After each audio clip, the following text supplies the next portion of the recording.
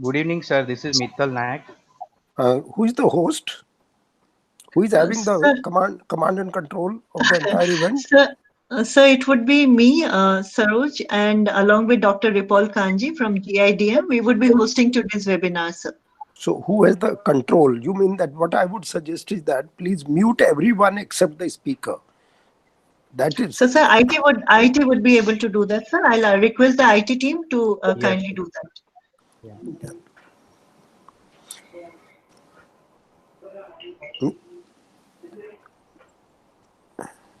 Mittal, I hope Anna, you have heard what we have said.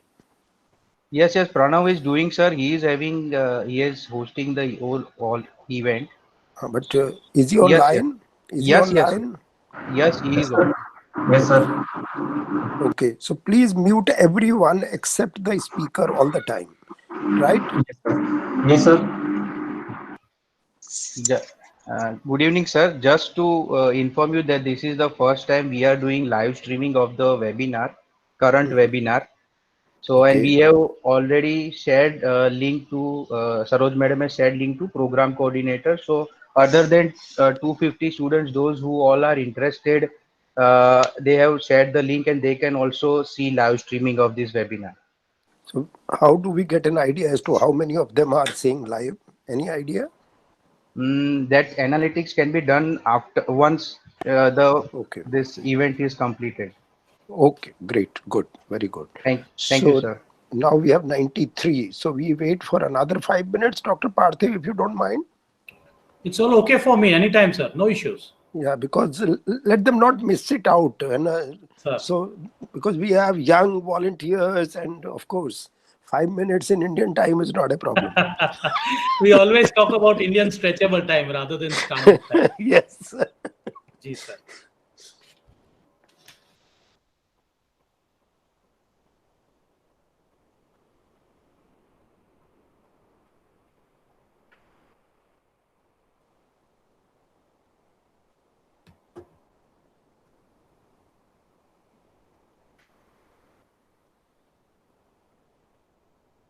We see some lucky faces who are in their, absolutely relaxing mood.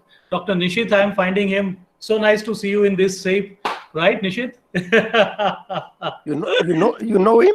No. I'm just seeing the picture. So we always feel envy for them because we doctors right now are working the most. Yes. Yes, Dr. Nishit. And I'm sure that from tomorrow they'll be more cheerful. Or rather, immediately after the webinar. Thank you so much, sir. We'll try to make them get into that. Sir. No, I'm on the cam. I'm on the webcam. I know. Yes. No, but I relax. Somebody who can stretch out and have this, fantastic kind of meet to attend. That is always a. And Dr. Parthiv, I can only tell you that he's a faculty. He looks like a student. He looks like a student all the time.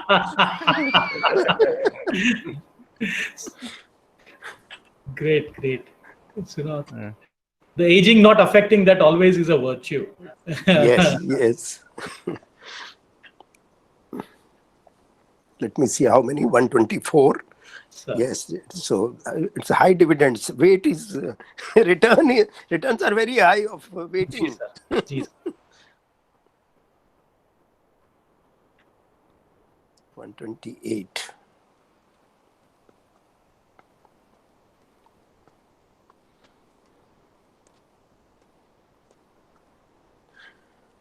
Okay, I think Anna, we can start off, right? Now this is 6:05, right? Saroj, you are going to take it over? Yes, sir. Shall I start now, sir? Yeah, please. Okay. So good evening, everyone, and welcome to today's webinar, Preparing for the New Normal, Role of Youth in the Fight Against COVID-19. I'm Dr. Saroj Shekhawat, Assistant Professor at GSFC University, and I, along with Dr. Ripal Kanji from Gujarat Institute of Disaster Management, will be hosting today's webinar.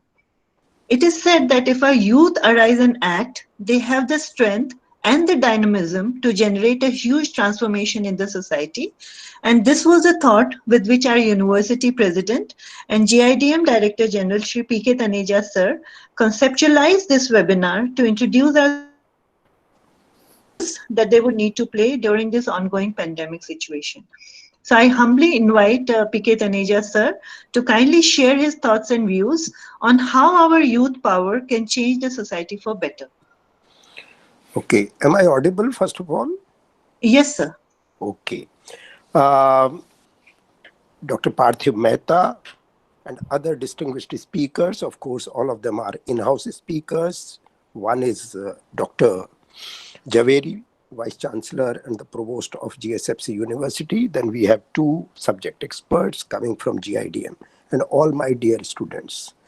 I'm indeed very happy to be part of this webinar. By way of initial remarks, let me tell you that these are the times we are talking about new normal. The very fact that we all are locked down in our homes is somewhat a new normal. So in this new normal, how do we go about it? That is what the subject experts will be talking about. We have Dr. Parthiv Mehta, who is one of the outstanding and accomplished senior pulmonologist in Gujarat, and has a flair for having wonderful communication and also giving a lot of webinars and seminars. I have been his patient 3 years ago. I had a bypass surgery and he attended on me for my breathing issues. And I can guarantee that he is the best. And he is the most popular doctor with IS officers. Apart from that, he also has been doing a great service during these difficult times. He is a member of the senior experts taking care of critical cases in the state of Gujarat. Also, he is a part of a education department initiative called COVID Kiran. I think every day in the evening at 6 p.m., this helpline operates where Dr. Mehta and some other senior psychiatrists and others, they basically render service to the students for their physical, mental, and emotional well-being. So, since I know Dr. Mehta, it struck to me that why can't we in GSFC University and in GIDM get the benefit of his knowledge? And he's a wonderful person, a very cheerful person, and I'm sure every one of us will become more cheerful, will be having much more better understanding with regard to COVID-19 and also about the new normal. Apart from that, our own in-house speakers, one is Dr. Abhiyant Tiwari. He is basically a public health expert. I have been Principal Secretary Public Health and Family Welfare about 8 to 9 years ago. Nothing to worry about, and by virtue of my stint in the health department for 3 years, I do know a little bit about the public health issues. So my advice to the students is don't worry about it. As long as you are disciplined, as long as you follow a routine, as long as you basically follow the guidelines, nothing is going to happen to any one of you. Rather, you can render much better services to the society apart from on your own as well as to your family member. Then we have Dr. I think he's not Dr. Ankit. He's a very young and bright subject expert. He will be talking about new normal. This is how we are going to have, I think, 4 sessions.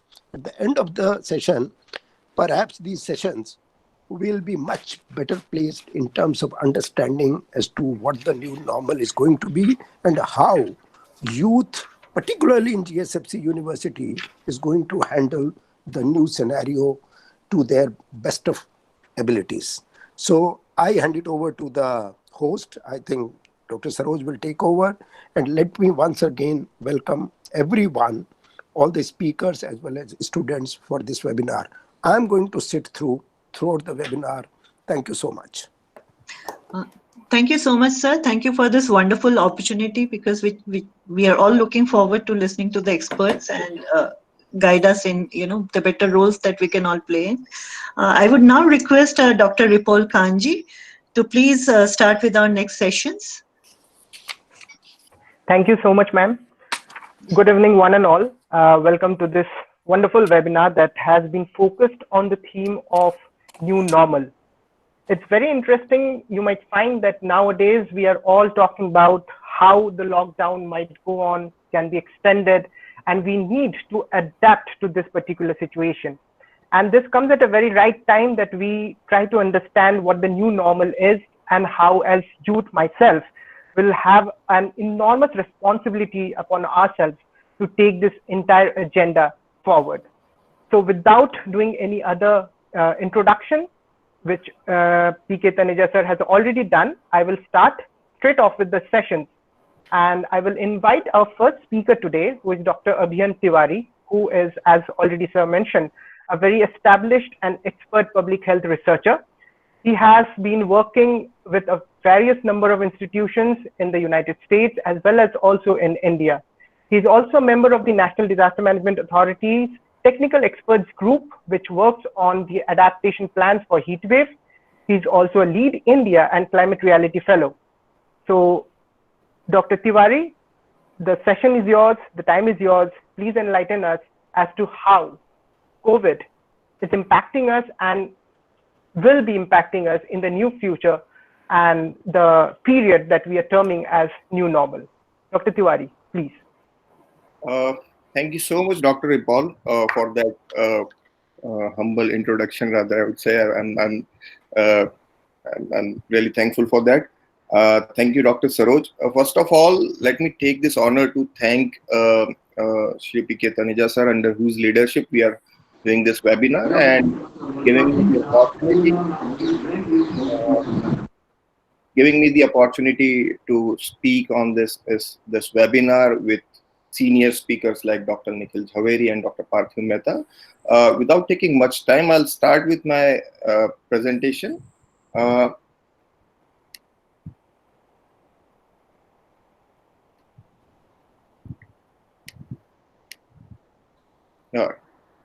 Can everyone see my screen? Yes, sir. Okay. It's loading. Yes, sir, we can see the screen now, sir. Thank you so much.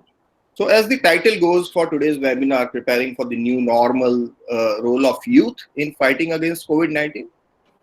And the session that I'm talking about is defeating infodemic, basically COVID-19 infodemic. So what is this infodemic? So we all know that Dr. Tedros, who is the Director General of WHO, he made a remark in the February that we are not just fighting an epidemic, we are fighting an infodemic. Fighting misinformation is the key defeating COVID-19 outbreak and infodemic. So something here he's talking about is misinformation. Something is wrong with the information that also need to be addressed along with the COVID-19 pandemic.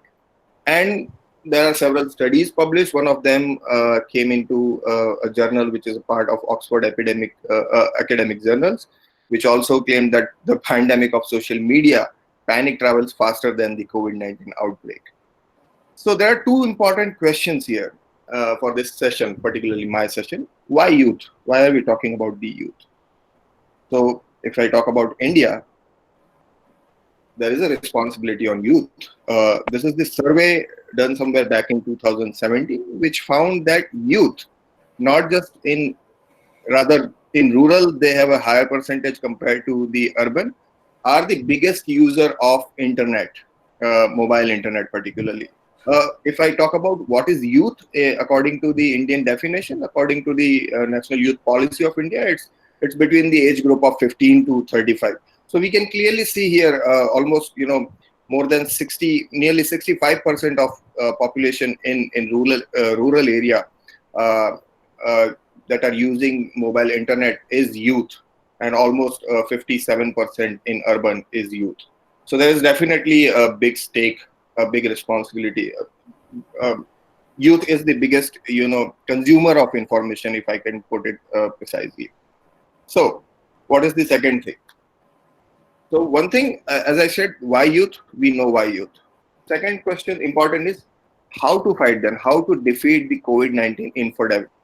How will you defeat any enemy, rather, let's say. So ideally, we should know about the enemy. We should understand who the enemy exactly is, and then we should equip ourselves with right armors to fight and defeat the enemy. So what is COVID-19 pandemic and what is COVID-19 infodemic? Let's talk about the COVID-19 pandemic first. Let's talk about the fact first. Let's talk about the truth first. So it started from, we all know by now that it started from China in the city called Wuhan, where there were clustering of pneumonia cases of unknown origin. There were cases of pneumonia which were clustered in a particular part of the city, but in December 2019, but the origin was not known. Usually, if a pneumonia happens, we know what is the organism causing it. But in this case, there were clustering of pneumonia cases, but no one knew that what is the origin, why it is happening, what is the organism exactly. What was the timeline? So it started from December, somewhere in the end of 2nd December from Wuhan. China was alerted by the WHO office in China alerted the WHO that there is a clustering of pneumonia-like cases by the end of December. By the first week of January, the unknown origin was finally identified, and it was called NCO, novel coronavirus. See, coronavirus is not new; it's a known zoonotic virus, but this strain was new. This strain, which was infecting human, was a novel strain. So it was named as the novel coronavirus. By 30th of January, WHO declared. If I may kindly interrupt you, your PPT is no more visible to us. Would you kindly please put it up? I'm so sorry for interrupting. Sorry for interrupting. Thank you. Thanks. Let me try again.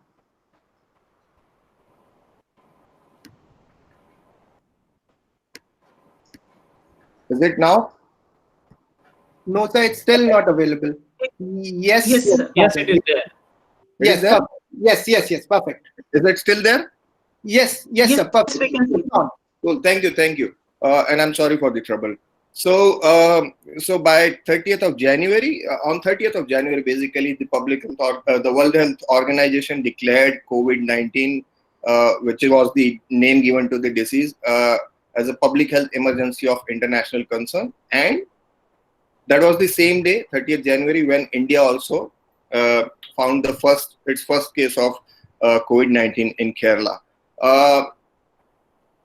By 11th of February, the virus was renamed as the SARS-CoV-2, which is severe acute respiratory syndrome coronavirus 2. SARS is a type of respiratory, I would say, infection, a particular manifestation of respiratory disease, acute respiratory disease, and coronavirus was the organism. So it was named as SARS coronavirus 2, and the disease was named as COVID-19, which is coronavirus disease 2019.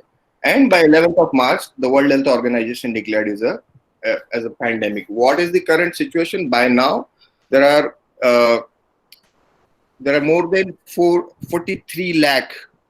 Okay, more than 43 lakh cases across the world. The virus has spread to more than 200 countries and regions across the world. Nearly 3 lakh people have died because of this coronavirus.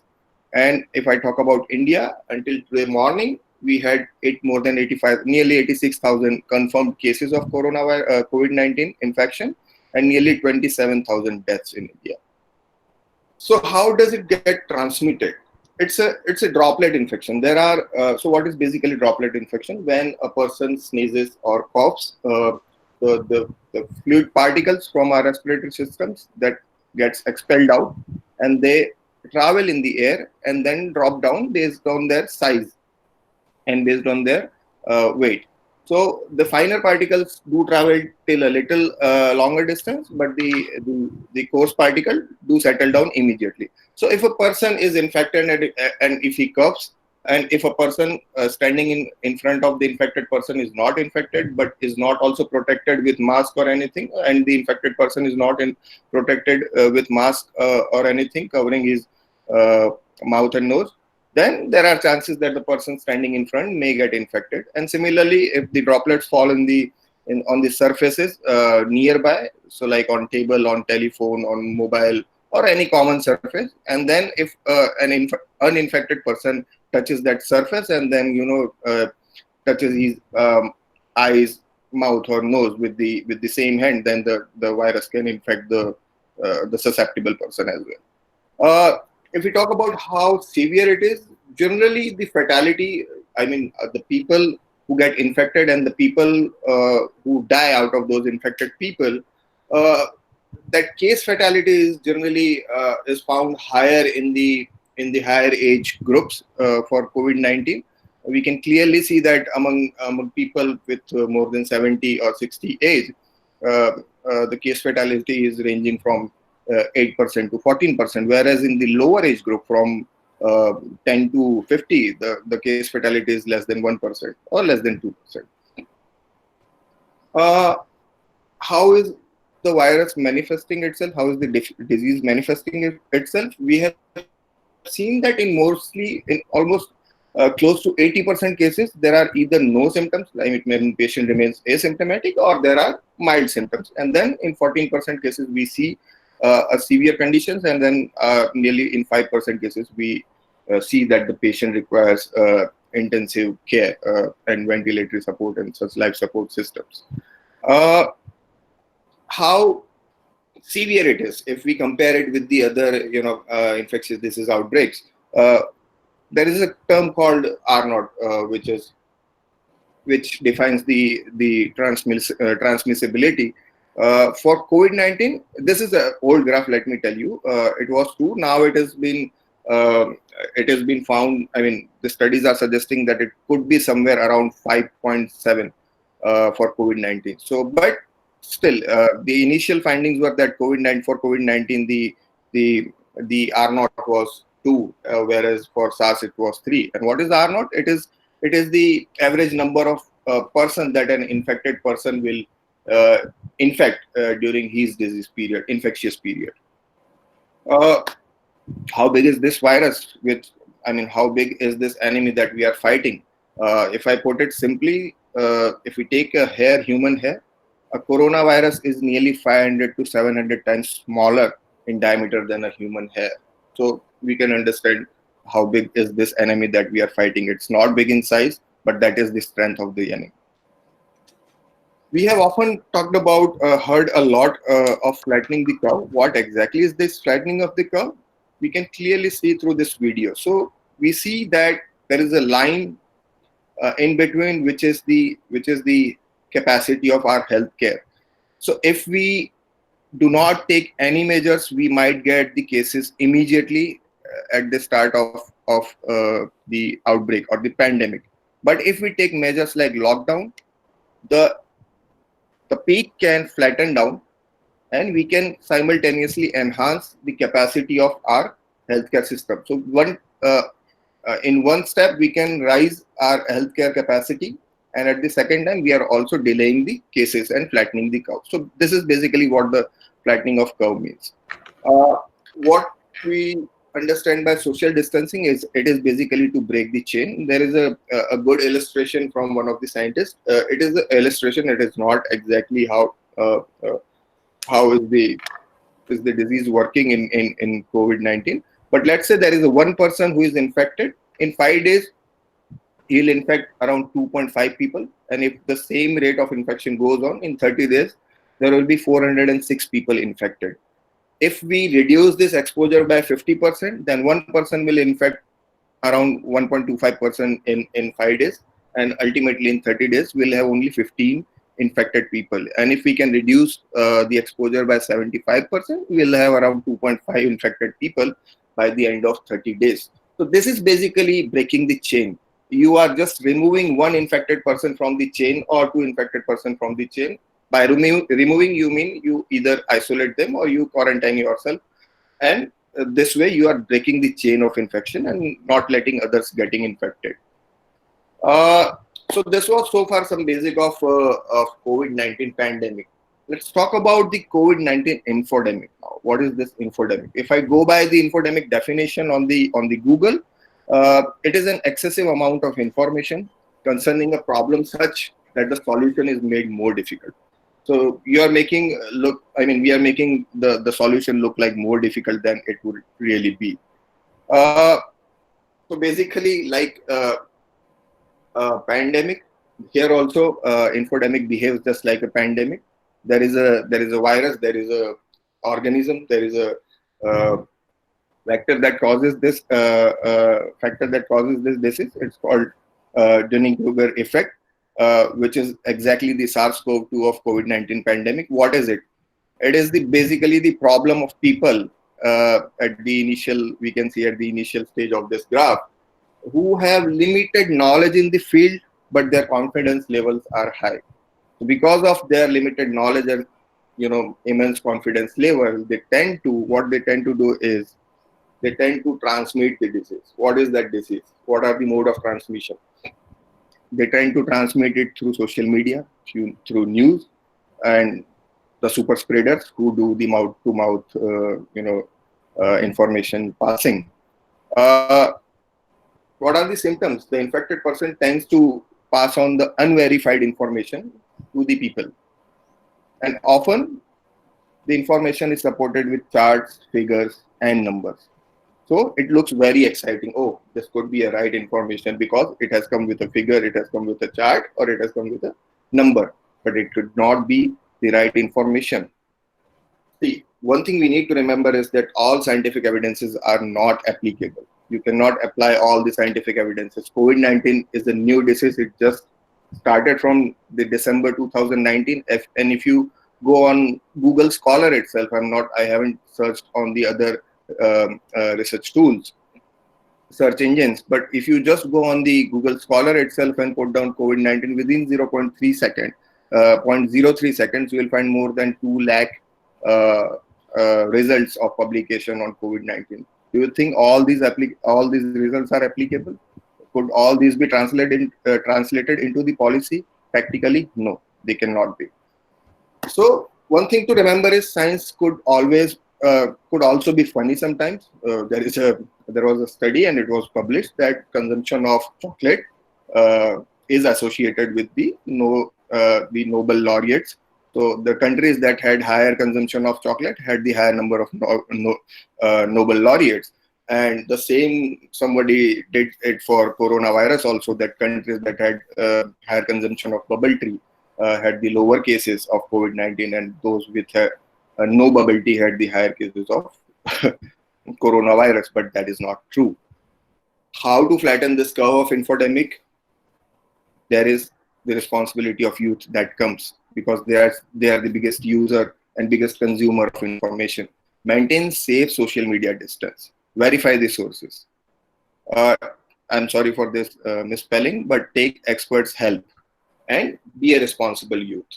Always do the fact checks. If you can go on internet, you will also find things available which will help you in verifying your facts and break the chain of COVID-19 infodemic before it is too late. Thank you.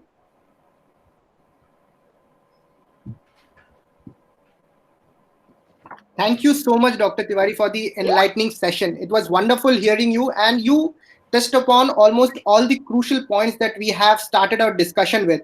You touched upon how the demographic dividend the demographic dividend of our country lies with the youth, how the youth has an immense potential and hence a lot of responsibility to respond properly in this particular situation. Being a health expert, you also talked about the origin of the virus and the disease, and then also about the flattening of the curve, which was very simply put and very easy to understand. It was wonderful. You also talked about the basic things like breaking the chain and the proper implications of social or physical distancing. And particularly one thing that I liked about your presentation was infodemic and the representation of it with the bubble tea. That was excellent. So thank you so much, sir, for your presentation. Moving ahead, we will now like to talk about how a disaster risk management professional perceives the entire idea of new normal in this particular situation. So I would like to invite Shri Ankur Srivastava, who is basically a trained computer scientist, but he went on to do his master's in disaster management and worked as a scientist with the Indian Meteorological Department as well as IIT Delhi. And he is one of those few people who can single-handedly simulate WRF models, which is very difficult, and he poses a serious career goal for all those computer scientists who want to make big in their life. So, Shri Ankur Srivastava, can you please take up this session? The time is yours, and enlighten us about what the new normal is and what should we expect and what the youth should do. Thank you, Dr. Ripol. I hope I am clearly audible. Yes, sir, you are. Okay, so I will just share my presentation.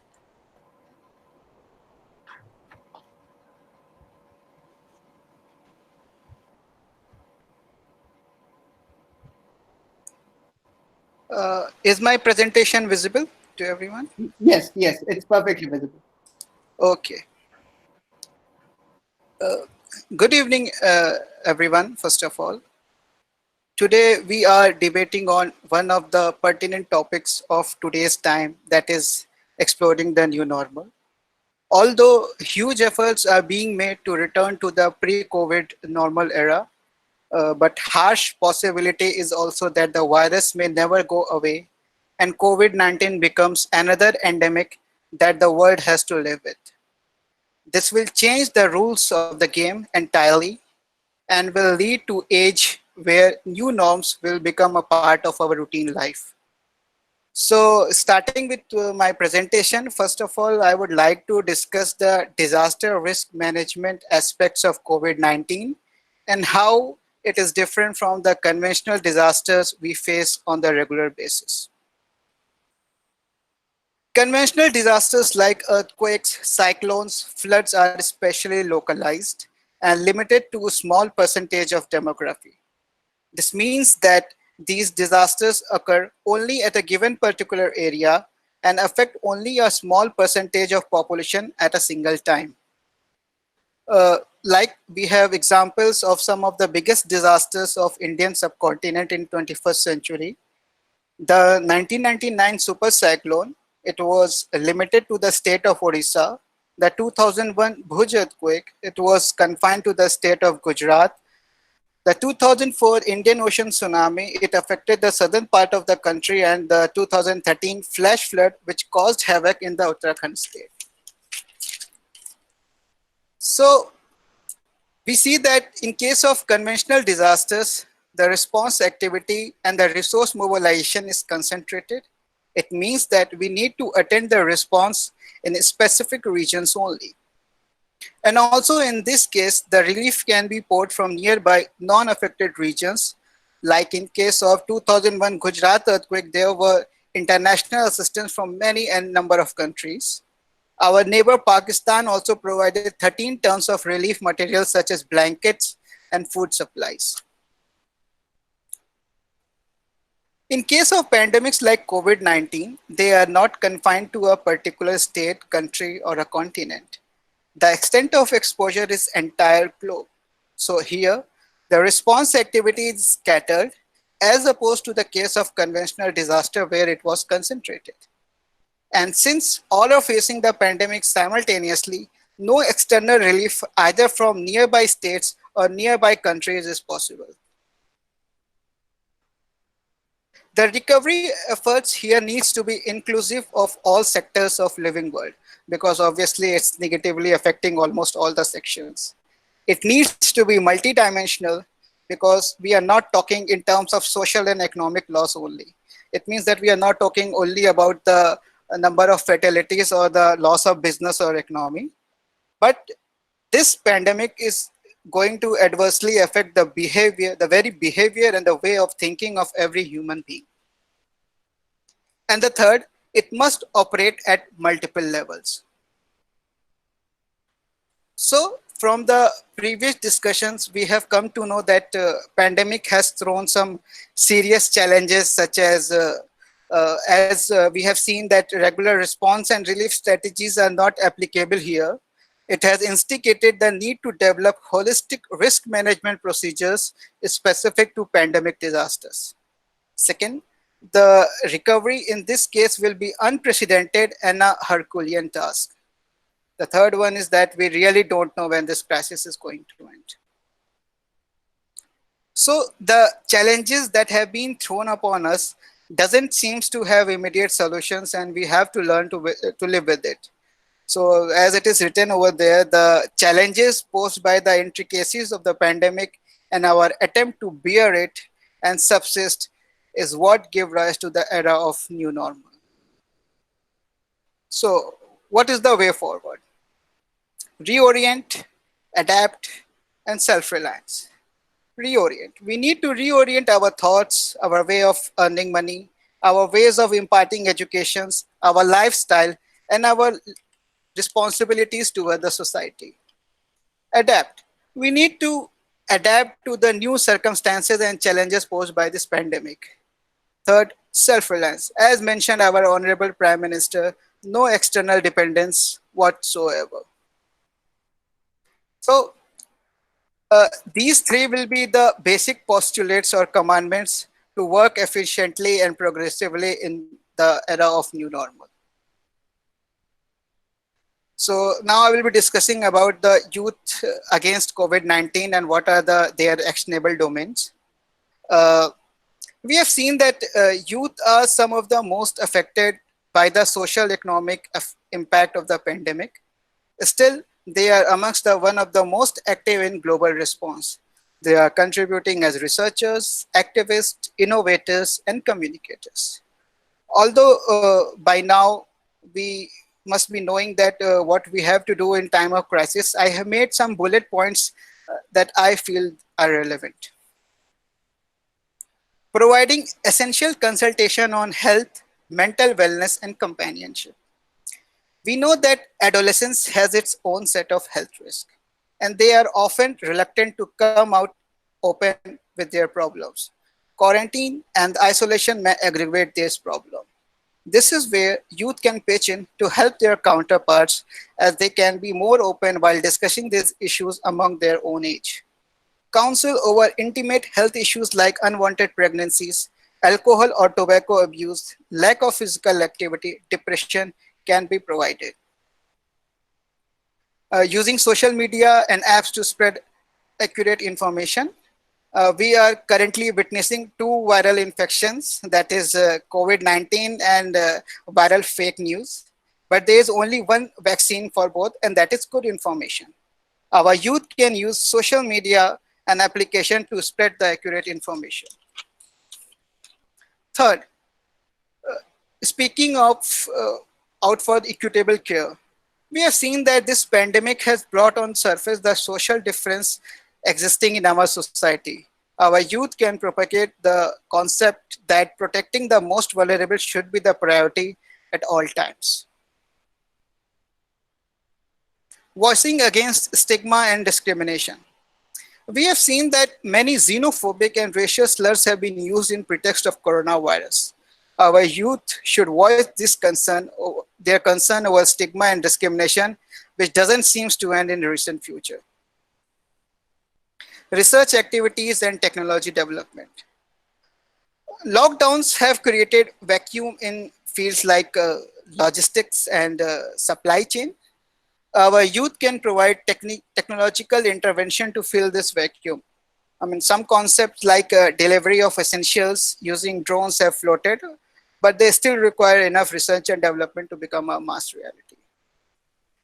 The next point is that our youth can engage in harnessing the strength of communication to spread awareness about safety against coronavirus. I mean, like, these activities will help in busting myths about the virus and engage helpful behavior changes such as social distancing and personal hygiene.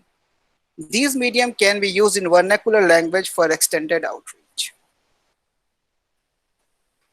Now we will discuss about some of the aspects of new normal. As mentioned before, the risk of COVID-19 will persist for a longer duration. So now we will see how our day-to-day engagements changes in the new normal. Workplace scenario in new normal. We will see that most of the work that is possible to be completed at home will be done so. There would be daily tracking of health status at our workplace. We would find signages of personal hygienes in office campus. There will be virtual queues during lunchtime. Seating arrangement in meeting rooms will be done following social distancing. And of course, a lot of emphasis will be given on development of dynamic and diligent business continuity plans. Digital education or education version 4. After Gurukuls, universities, and distance learning, we will have the fourth version where the digital medium will play a pertinent role in our new normal. There will be shift in learning space from public place to personal space, where the learning will be imparted it will transform from imparting from universities, schools to be imparted in our homes. Shift of delivery methods from one size that fits all to the individualized learning. Usually in a class, all students are taught same thing, given same notes, they do same homework, and at the end of semester, student will sit for the same exam. In individualized learning, the academic goal may remain same, but the student can learn through different pedagogy like watching videos, textbooks, and other means. Therefore, keeping academic goals same, it is the responsibility of educator to provide flexibility so to enable the students to learn the subject however they want. Shift of responsibility in learning process. The active participation of households. Now that the learning has been taking place at the personal space, the family members become active agents in teaching and learning process. They can do so by facilitating the education process being easy and pleasant. Shift in learning evaluations from final exams to formative assessment. The formative assessment like science project demonstration, mathematic game challenges, traditional book report writing, I guess these will be preferred in the new normal than the one single final exam. The new stigma, that this new normal will bring upon the new stigma, where new normal will create new normal individual which will have its different sets of fear and prejudice. It is correctly said, now a mere sneeze has a potential to instigate an antisocial and stigmatized slur against us. Traveling. There would be decrease in travel and tourism. Railway station, airports will conduct compulsory health status checking. Industrial production, many industries will change their nature of production. I mean, that example, automobile industry switching towards the production of medical supply and essential items. Decrease in production of luxuries commodities. Remote production of and broadcasting of sports events. Sports events will happen behind closed doors. No audience, no cameraman, no production team at ground. Everything will be controlled remotely. The last, there would be shift from digital first to digital only. First of all, we had an option to use the digital medium, but now it has become a necessity.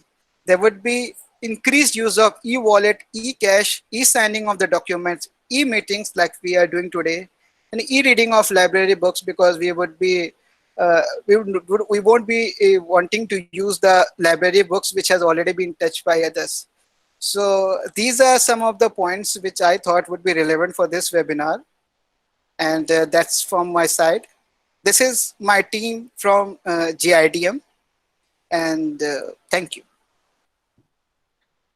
Thank you so much, Ankur. Thank you for that wonderful presentation. It was really how should I describe it? It was very comprehensive in nature when you said that the exposure to this virus is of the global level. That's a very important point to take home.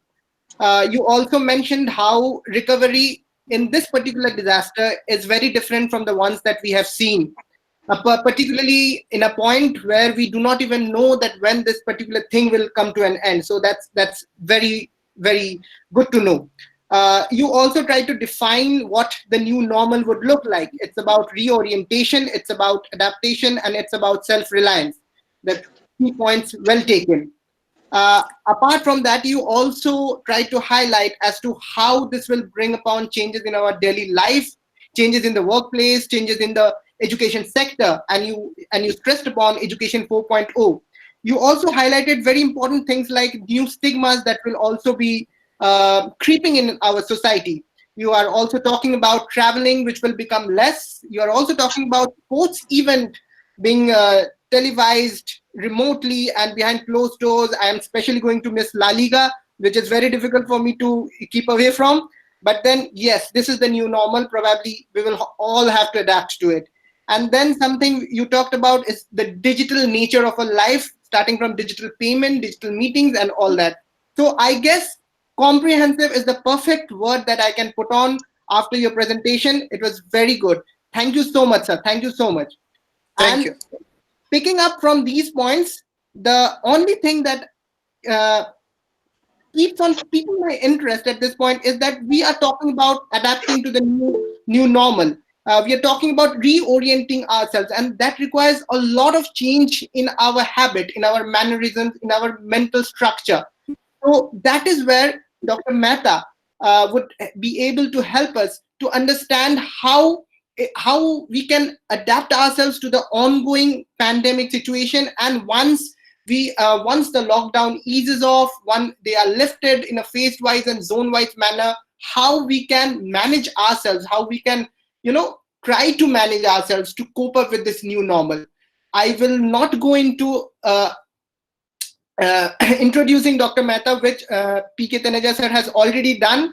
The only thing that I would like to add is that he's also the honorable pulmonologist to the governor of Gujarat, which is a very, very big thing when come to think of it. So, sir, can you please take up the stage, take up your time and explain to us how should we adapt to this new ongoing era of so many issues that we are facing, and how should we prepare to adapt ourselves to the new normal? Over to you, sir. Sir, your mic is on mute. Dr. Mehta, your mic. Yes. Yes. Sir. So I am presenting. I've just loaded the file. Hope it turns out to be right there on time. To begin with, yes, I would thank Dr. Taneja sir. Sir, if I can interject here for a second, yes, please. Dr. Mehta. So there's a message from Taneja sir, and given by how wonderfully the presentations are enlightening and interesting, he would request you to kindly not limit yourself with the time, and we would love for you to complete the presentation. It doesn't matter even if it stretches beyond the time, sir. Okay. Is it right now visible to all, or it is still? Yes, sir. Yes, sir. It is visible to all, sir. It is loaded. It's loaded, sir. Oh, now I have a problem. I'm not able to see it here on my. If anyway, you can do it full screen, sir, then you. Okay.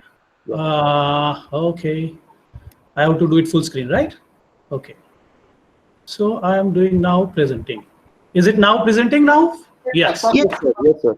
Yes, so the new normal and youth. First of all, let me thank Taneja sir for having given me this opportunity, and the rest of the speakers and the platform for having given me this opportunity to capture these fantastic images.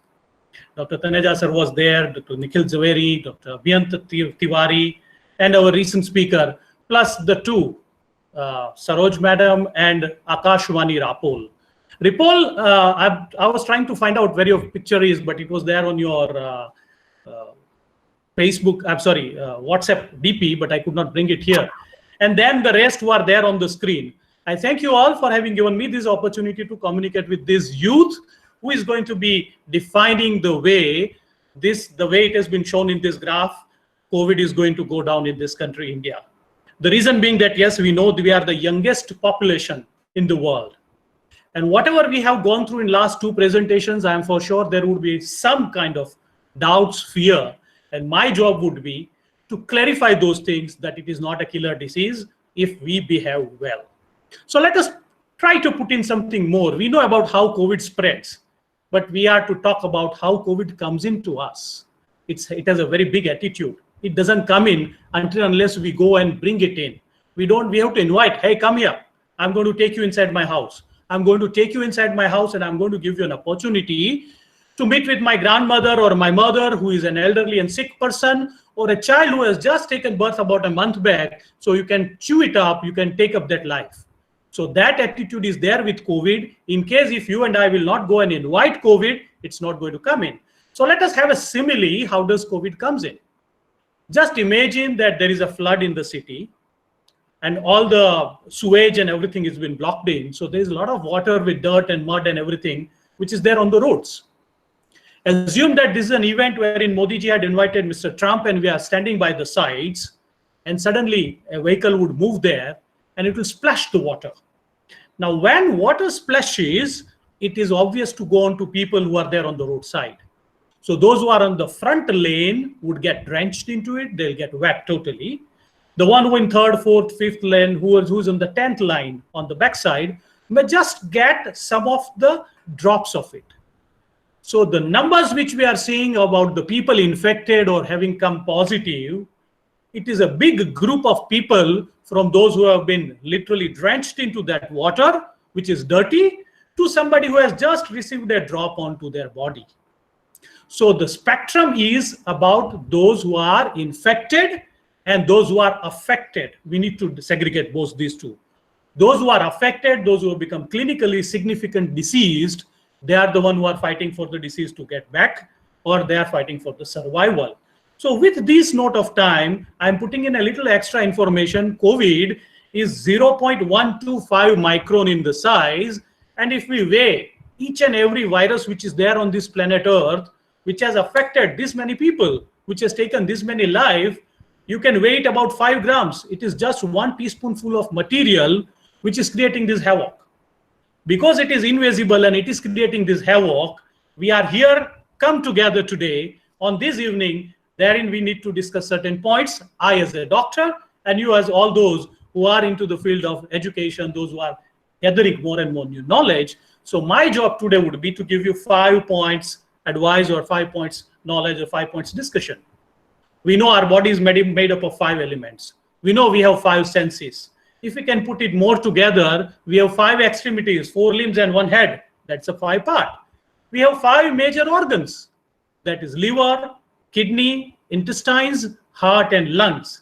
The brain, I take it as these 5 organs as Pandavas, and the brain which is running those Pandavas, which is advising, that is the Shri Krishna, because the Mahabharata is going on right now. So I'm going to discuss first is the human body and impact of lockdown on the body. Second is how can we improve our understanding about health in this infodemic. I'm very thankful to our previous speakers who have really primed us what infodemic is all about. We need to understand the new normal in the terms of healthcare. We need to understand how to get prepared for the new normal on the part of health and what you and I as contribute as a youth. We know the definition of youth is up to 35 years, and I'm very happy to share that we have Taneja Saab, who has an experience of nearly 30 years odd of remaining that 35 and still youth.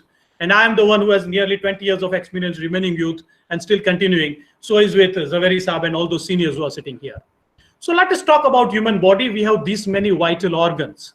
The body which has been gifted to us for free can cost or value about more than 150 CR if you try to put in the value of that cost. The reason being, every organ functions on its own. It also works in cohesion and in symbiosis with other organs. And it also follows the command of the super brain, which has been created as supercomputer. Those who are into computer and other hardware and that field, they would be able to tell us what are we talking about the RAM of human brain. We are talking of 4 GB, 8 GB, 16 GB, 20 GB, whatever it is. It is immeasurable. And with that RAM, multiple programs can run together. Every organ is programmed to run on its own, plus it gives the signal and messages to the rest of the part of the body and to the brain also. So having come on that, with these organs when we function, it is obvious when we are in the lockdown, first, the main part getting affected is our brain or our computing system. The moment brain starts getting affected, it starts losing its command and control over all the organs. So first and foremost organ which is getting affected with low brain capacity or low brain waves or, right of slowing down of our activity because of this, sort of uncertainty, sort of fear, because we are not having every information which we want to get as a correct information. And on this information highway, or what we are knowing about now is the infodemic, we are getting every kind of information which affects us. So with that, how does the brain get affected in lockdown and our body? First is our immune system. Second is going to be our respiratory system. Respiratory system, why? Because it is the virus which gets into the respiratory system and which brings in a lot of diseases which starts from lung. I'm going to take you through that later on. digestive system gets affected, and our digestive system is the one which brings us every kind of nutrient to our body, every kind of energy to our body, because whatever we consume would get inside the intestine, it will get churned, it will get diluted, it will go to liver will process it and give it to all our organs as it is required. Then comes our muscular system, because our muscle systems and everything, we are not moving around well, we are not doing our sports activity well, and with that we are losing our muscle vitality, we are losing our muscle mass, and because we are not retraining it, it is also getting affected. Cardiovascular system, and main important for the youth to know is affect to our eyes. We know now, according to the new normal, we'll be hooked into a lot of computer, or we'll be on the mobile, we'll be doing distant learning and everything. Every such device emits blue light, and that typical blue light has a typical impact on our eyes, plus prolonged remaining on it, on the blue light or on the screen, our eyes will get dry, we'll get a strain, we'll get a fatigue, and we'll start getting headache. Now we know that with COVID, if we start getting headache, we fear of COVID. The reason being, headache is one of the symptoms of COVID, but that headache is very severe, which is nowhere nearer, this headache is nowhere nearer to it. Same way, it also affects the reproductive system, and it also affects the girls, the ladies who are into their reproductive life, and those who are having their menstrual cycles, which either gets affected, which gets disturbed, or there may be pain also because of that. But the major impact is with our Sri Krishna or our brain. Because when the brain starts getting affected, the first and foremost thing when it starts coming to our mind is denial. Oh, COVID doesn't come in. It cannot come to me. How did it come to me when I did not move out anywhere? How did it come to me when I did have my hand wash done well? How did it come to me when I was carrying so much? There has to be some breach. Until unless we have that breach subconsciously somewhere, it doesn't come to us. So that denial period then gets converted into anger. The reason being, with that, we have been asked not to go out of home. We have been asked either to remain in quarantine. Somebody who has been affected, infected, he's been kept isolated. We have been stigmatized, as we know it now, by the society. All these things would get converted into anger. And then we start bargaining about, hey, it has happened now, let us start getting into something. So we will get overwhelmed, we'll have a helplessness feeling, we'll feel hostile, we'll feel a lot of hostility, and we'll start flight. Then it gets converted into depression, but that is what is the time, probably that is the last probable negative impact of COVID on our mind. And then once we start accepting that, hey, this is the fact, this is what is the life is going to be like, I'm going to come out of it. So this is what is very important, because the mind and the body would have impact on each other.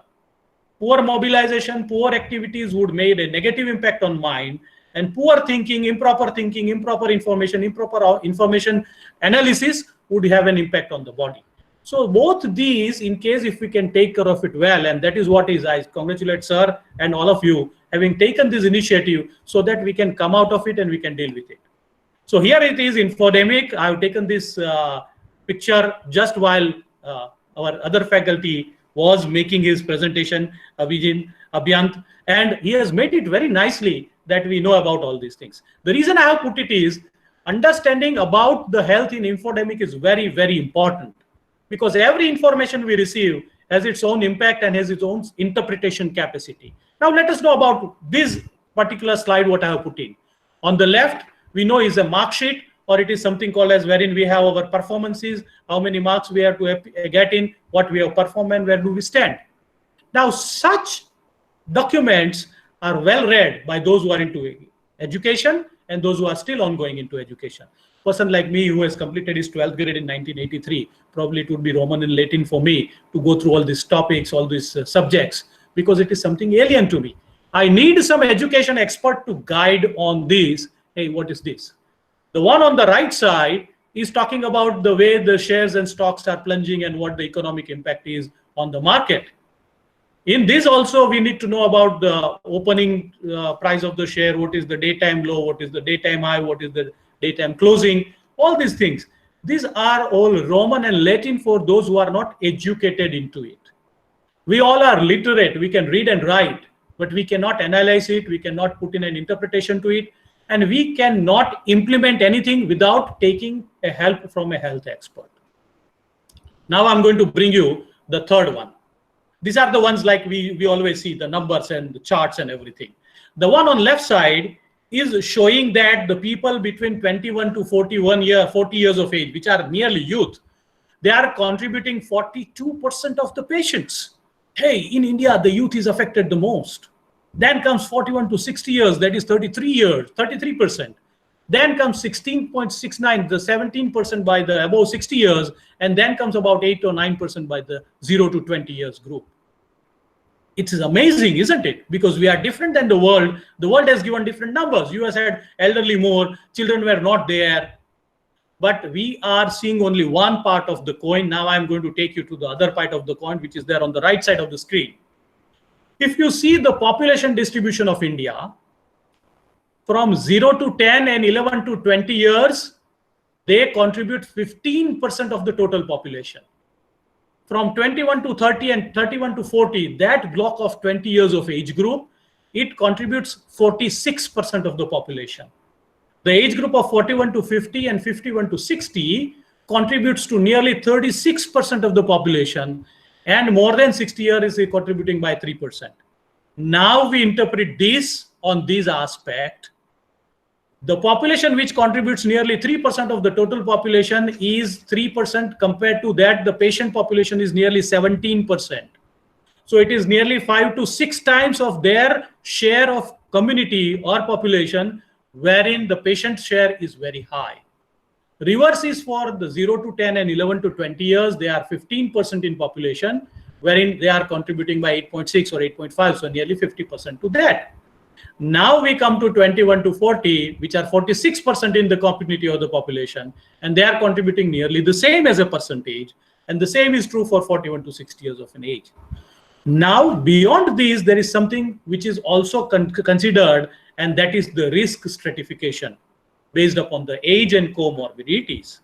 The reason we are seeing this many numbers of 21 to 40 and 40 to 60 years is because we have a lot of chewers, we have a lot of smokers, we have a lot of people who are undernourished, we have a lot of people who are not having their health been checked well. They are the ones who are having early age diabetes, they are the ones who are having early age hypertension. There are a few who really burnt up their liver by having a lot of alcohol. They are the people who are working 12 hours, 24 hours nearly in the shifts. They are the ones who have really run down their body. That is the reason probably they are still contributing in this number, but still this number is not beyond the percentage population contribution into it. So having said that, now let us go on to the second part, is what is the new normal and what is the normal about it. First of all, let us talk about normal. What is normal? Normal is conforming to a standard, which is usual, typical, and or expected. So if I am performing by 90% every year, if I am performing 90%, 92% in the next year, it is normal for me. But suddenly I flunk, I get 35%, I get 40%. It is either abnormal or it is a new normal. It is for the first time I've flunked into it. So probably it would be a shock, it would be anger, it would be grief, it would be anxiety. But if at all I know in the within why I am flunked to that, because I'm into a company of somebody who is not into studies, I'm into company of something which has made me spend my time into something else, I'm into company of somebody who has made me to get my diversification of my interest into some non-productive or rather destructive activities, and I have flunked. If at all that destructive activities, which is beyond your and my control, we get into a new normal situation, which is a previously unfamiliar or an atypical situation that has now become a standard, usual, or expected. Those who want to academics would also agree with me that we have a good number of students who do well on first year, second year. Suddenly they lose their track and they get their new normal into such bad results or bad habits or bad outcomes. And it was a term which was being coined by L. Arian. He said that the new normal is the term which is describing the prolonged slow growth or slow recovery. So we have to accept that this event which has happened in a very short time is going to take its own sweet time. You and I can change that time frame, which is going to affect us personally, which is going to affect our personal circles, or which is going to affect us community. But the total time frame required for a country, total time frame required for the world is going to be different than your and my personal time. So a new normal means the current state of being after some dramatic changes that has transpired, and what replaces the normal after the event occurs. And that is what we say. The new normal is something which is going to be wherein what we should be doing is, it is the one normal which is the one encourages one to deal with current situations, but rather than laminating what could have been done, we will have to be start learning about the things which is new normal and try getting into what you and I can bring out of that new normal, convert it as an opportunity, like our Prime Minister also said, that India has converted this new normal into an opportunity, wherein on that new normal, we have started making more productions on the requirements. We have started changing our gears onto supporting the institutes and everything like that. So with that new normal, what is happening is, I'm probably losing, yeah. So now what happening is that with that new normal, what to expect from the student's perspective? From the student's perspective, we have this many 7 numbers which are going to be affected. We know about that the education is going to be online. We know now, we have been told that it is going to be personalized. It is going to be, the evaluation is going to be different. Everything is going to be working on a different front. We have been told about the transports. I'm going to mention more on the food at the institutions. We all love to go to the canteen. We all love to have food. We all love to have fried food. We want to love to have fast food. We want to have so many things. That our food habit is going to be changing. The time may come, as it used to happen in many of the institutions, that students themselves would take over the responsibility either to cook healthy food and to serve, or they are going to be getting into the habit wherein they would be bringing their own food and they are going to have their own food, like we used to do in the school and the younger classes.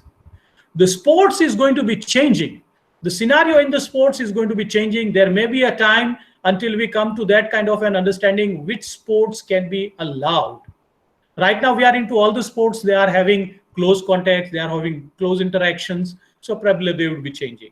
Library, yes, we have been already talked about the books, but e-library would be available. Library still would be functioning with social physical distancing, wherein we can sit and read our own books. But there would be something which would require to be taken into consideration about exchange of books and exchange of other materials.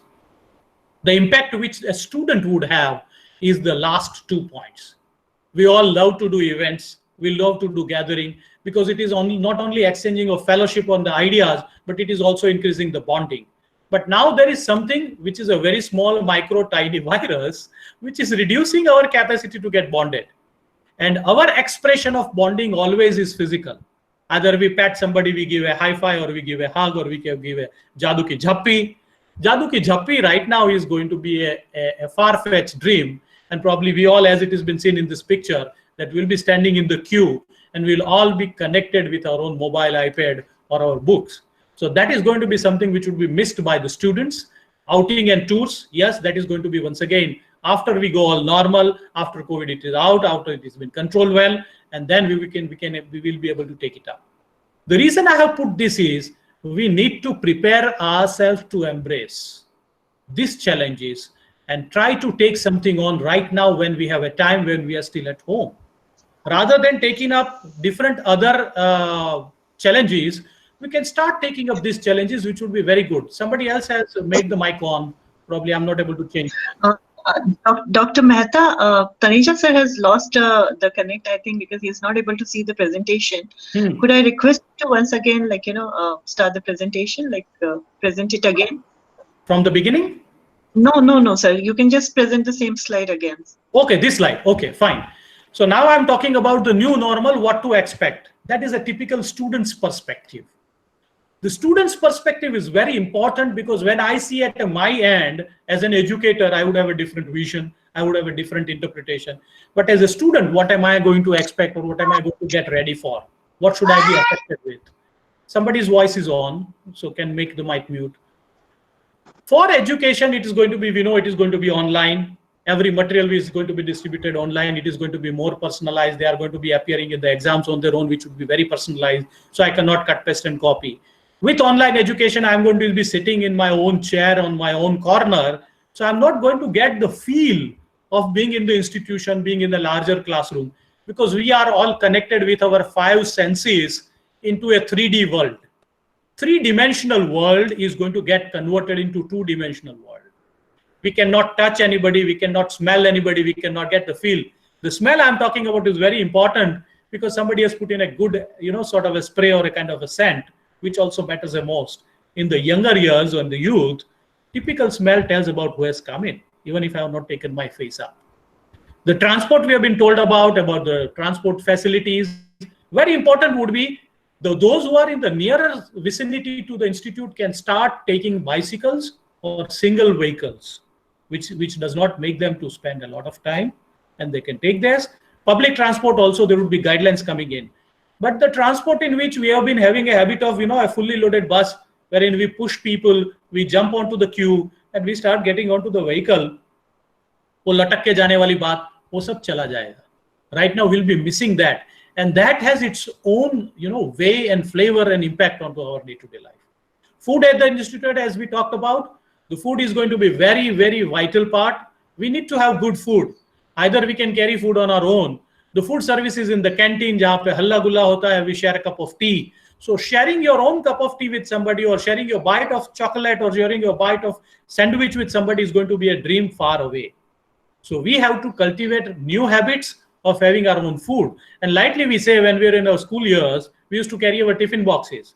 And we always would see to it that the boys are sharing their food, and the girls would open up a very tiny box. They would take up a small bite, they'll put it, and they'll close the box. We always say कि वो काल क्या लेके आते हैं, क्या छुपा के खाते हैं, पता ही नहीं चलता है. Of course, it is not a gender-specific comment. It is on a lighter way. Now, the era would come in, the people would carry their food from home, or in a case, if they have to go for the food services, if can be managed, like Gurukul mein hua karta tha. It used to be in the Gurukuls in the older years. The students themselves can prepare good, hygienic, or get it prepared by those who are preparing, and get it served by the students. So we reduce as many possible new interventions by the sources which may not be assured 100% educated sources. Because those who are going to serve the food, those who are going to cook the food, we are not very sure always about their level of hygiene, about their level of personal care, about their level of social distancing, and about their own honesty about the symptoms like cough, cold, fever, body ache, headache, and report it that yes, possibly I am going to be a COVID person. I need to be isolated. I need to be having kept into quarantine. Then comes the sports, which is the heart of every educational setup. Sports lost because it also requires a lot of, we would be in close connect with people. We will be in the close contact. It may be football, it can be cricket, it can be any games, kabaddi, hutu, kho. All these games would require to be kept on such a way. So it would be there that the 3D sports would get converted into 2D sports. We'll be playing games on the computer. We'll be playing virtual games. And that is how probably the sports would get converted into. Library, as we have been already told about the books being shared, which would be required to be disinfected. Probably there would be virtual books. So now it is already available. A lot of source has now become free and open. Top line journals have been made free right now. Thanks to this COVID. It has made this world free. Events and gathering and outing and tours, which are the heart of any institution, any youth, any educational institute, because these are the one which increase their bonding, which makes them to have fellowship, which makes matches also for many. Before they go out of the institution, they would have made their match out of such gatherings, such events, such outing and tours. So the flavor of these youth and education into universities probably be lost. That is the biggest fear we would have. But we have to expect it to happen, and we have to get ready for it, not to get into grief, depression, anxiety, and worry. What next? There is always an end to any night. There is always a brighter light ahead. So the one which I have put in on the bottom is the one who is seeing out of the window because we are right now in the lockdown. The other one is now going to see a wider world out of those many windows, because we are opening up many windows of opportunity. We are opening up many windows of education. We are opening many windows of communication. And then there is going to be a brighter light, which the top person is seeing on the picture here. So the stage of disbelief, anger, sadness would get converted into acceptance and optimism that there is going to be a bright light for sure. We have gone through such many pandemics, and we have withstood it, and we have been seen it, that we will be able to come out of it. So when it comes to such scenario, the role is of the students themselves to put on and make it sure that we identified the one who is having the mask of anger, sadness, and disbelief, try to bring them into good acceptance, give them some smile, and make them to come back out of their grief, sorrow, anger, disbelief, everything.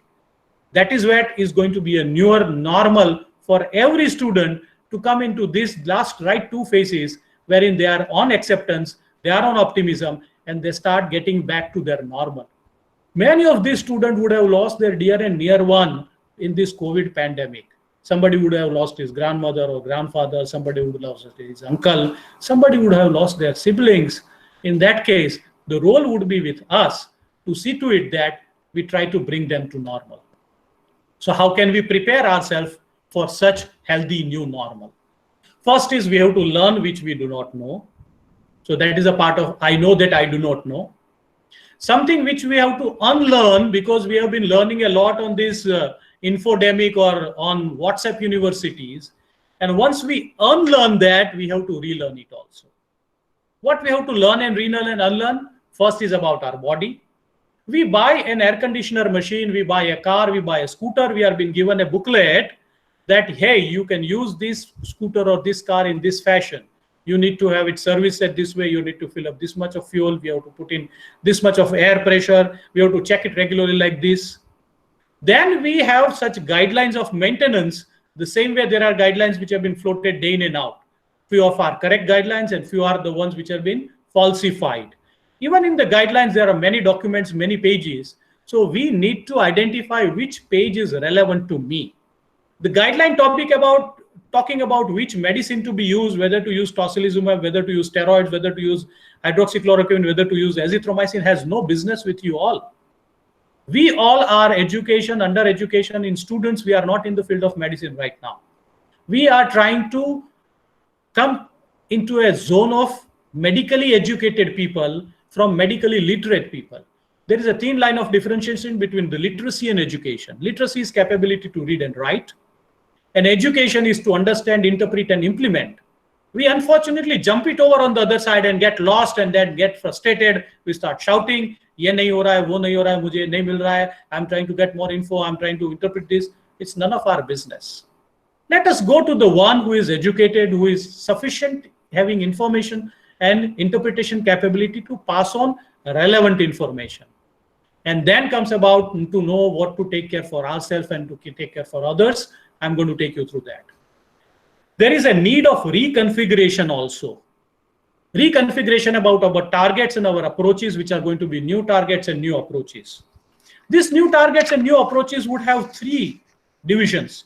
First is the short-term target, then is the mid-term target, and there is a long-term target and approach.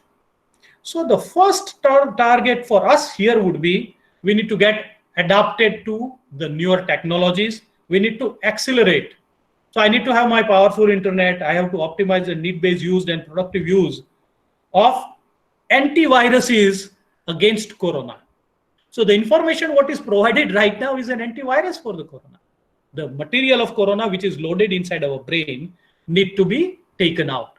Then comes in, we have to talk about our banking transaction. There is a lot of fear about Zoom taking away money. There are a lot of falsified news about frauds happening. We need to learn that also, and we need to pass it on to our families also. That is going to be a new short-term goal or target for every youth, every student who is around.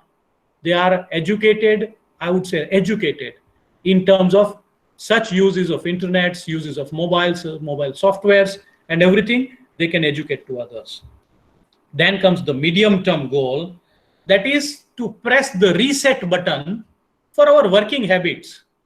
The reason is that I have a habit of going to the college, and before my class starts, I would take away somebody else's copy and I'll make it off. Now that transit time is out, my bunking of classing is out, because I cannot bunk the class, because at 8 a.m. sharp, I am to sit in front of a camera on my laptop, or I need to log in, and I'm there on the face of the people. So I need to change my working habits, I need to change my learning habits, I need to change or inculcate new habits on that. And that the educators are going to tell us. And in the longer term, we have to be having a self-sufficient strategic it implements in terms of education, in terms of good production, in terms of everything, and that government is doing in a bigger way. So, but what on long-term self-sufficiency? We have to talk about long-term self-sufficiency in terms of our eating habits. We need to get self-sufficient. What is good for me, I need to get into it. I need to get in more self-sufficient into doing my day-to-day things, because there is going to be a time wherein we need to be getting onto the things which we can do it ourselves. Not truly like washing clothes and washing irons and everything, ironing clothes and washing utensils, but doing certain things which I'm obliged to contribute into the family. Now I'm going to take you through a smaller journey, deviating from this talk into the journey of lungs as our body. As I talked about, we need to learn about our body. Assume that we are a body which has been gifted to us for free, but we have purchased it for 150 crore. The moment we buy such a valuable thing, we'll start learning more about it. Because there is no dial on our head about high blood pressure, there is no dial on the head about the sugars, there is no dial on the head about the water balance. There are senses which have been given to us. I feel thirsty, I drink water. I feel headache, I try to get my blood pressure checked up. I do not ever go and get myself regularly checked up until and unless I find something is going wrong. And in our day-to-day, a lot of hassles, we have forgotten to pick up such signals. I start climbing the stairs on second flight, I get breathless. It could be a sign of my high blood pressure. It could be a sign of my body which is heavier than the required weight. I'm supposed to be weighing not more than 1 kg an inch to make this body run for 100 years. I'm supposed to be maintaining my blood pressure at 120 over 80, not more than 140 over 90, to make it run in such a way that my heart, my kidneys, my lungs, everything functions well. But when do we measure it? We do not do until we get symptomatic. So I'm going to give you such inputs which will help us to know about our body. One of that systemic input is on the lungs. This is a picture of the lung which talks about the structure of lung, and you will be amazed to know that whatever you see, these smaller structures like, smaller dots, every dot is an air cell, and which is called as an alveoli, or the functioning unit of the lung. The lungs are made up of 300 million alveoli each. And if I flatten that alveolus and place it side by side, it creates a surface area of 160 square meters. Our skin area is nearly 2 square meters, not more than that. It is 80 times to that. And one single breathe in and breathe out, the lung would take oxygen, will throw out carbon dioxide, will throw out excess of acid, will throw out excess of humidity, will throw out excess of temperature. So lung helps in taking oxygen, taking out carbon dioxide, cooling down our body. We would have seen dogs, breathing very heavy and faster with their tongue out. They wash out their body temperature simply by throwing away that heat through open mouth, through breathing. So this is what even our body does to a certain extent. And this body and these lungs, when they are exposed to Indian population and Indian environment like 24/7, there is pollution, there are infectants, and that is the reason, talk of any disease, the lungs are affected the most. If you collectively put in all the numbers, like those who are smokers and they develop COPD, the smokers who develop lung cancers, the infection that creates pneumonia, the infections that create tuberculosis, the diseases which also adds on to the problem with the lungs like kidney failure, there is a collection of fluid in the lung. Road traffic accident which injures the lung. Collectively all put there together, lung kills the maximum. People die with lung problems, not only because of it, but with it also. Now we are coming on to something very important, is how we are getting prepared. Lot of information coming in, lot of balances are required. I'm now thinking of, I will be doing some exercise, I'll be doing some food, I'll be doing some diet, I'll be doing some yoga and pranayam. All this balancing would be very vital and very important for us to understand what is my need, what is his need, what is her need. Everybody is made of a different genetic build-up. Everybody is made up of a different body structure. The one who is thin and lean can do a lot of work on jumping and doing all those stuff compared to one who is obese, who cannot lift his body. The one who is a diabetic would need a different food than one who is not a diabetic. But we know that for our immune functions, we know all these activities, what has been put in on picture. Here I have put in a picture of people who are doing social distancing and their exercise. Somebody is skipping, somebody is running, somebody is doing push-ups. On the right is some healthy eating habits, and everything has been put in, and yoga and pranayam, because also it adds on to our concentration, it adds on to our immunity. Having said this, this is going to be the new normal for every individual, may it be a student, may it be a working class, may it be an elderly also. Because now it is the time we have to get onto a habit of improving our immunity. This is the first signal. Why I'm telling you the first signal is, Nostradamus has put in his procrastination, wherein it has been put in that the mankind, if at all, would be wiped off from the planet Earth. It is going to be the weapons which would come from the sky.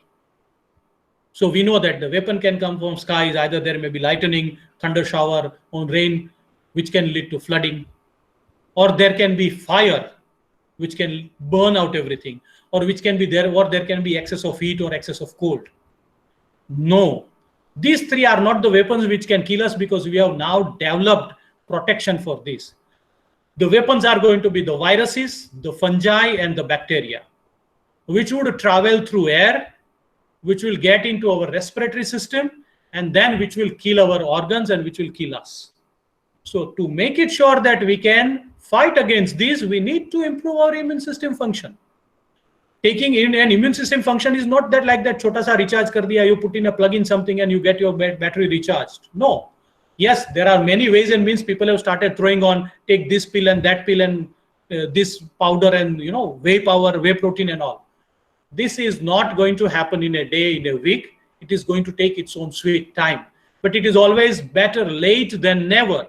So start getting onto healthy new normal by improving our immune system function by all this methodology. Why I am now coming onto this graph, which is talking about the Indian population and its pyramid.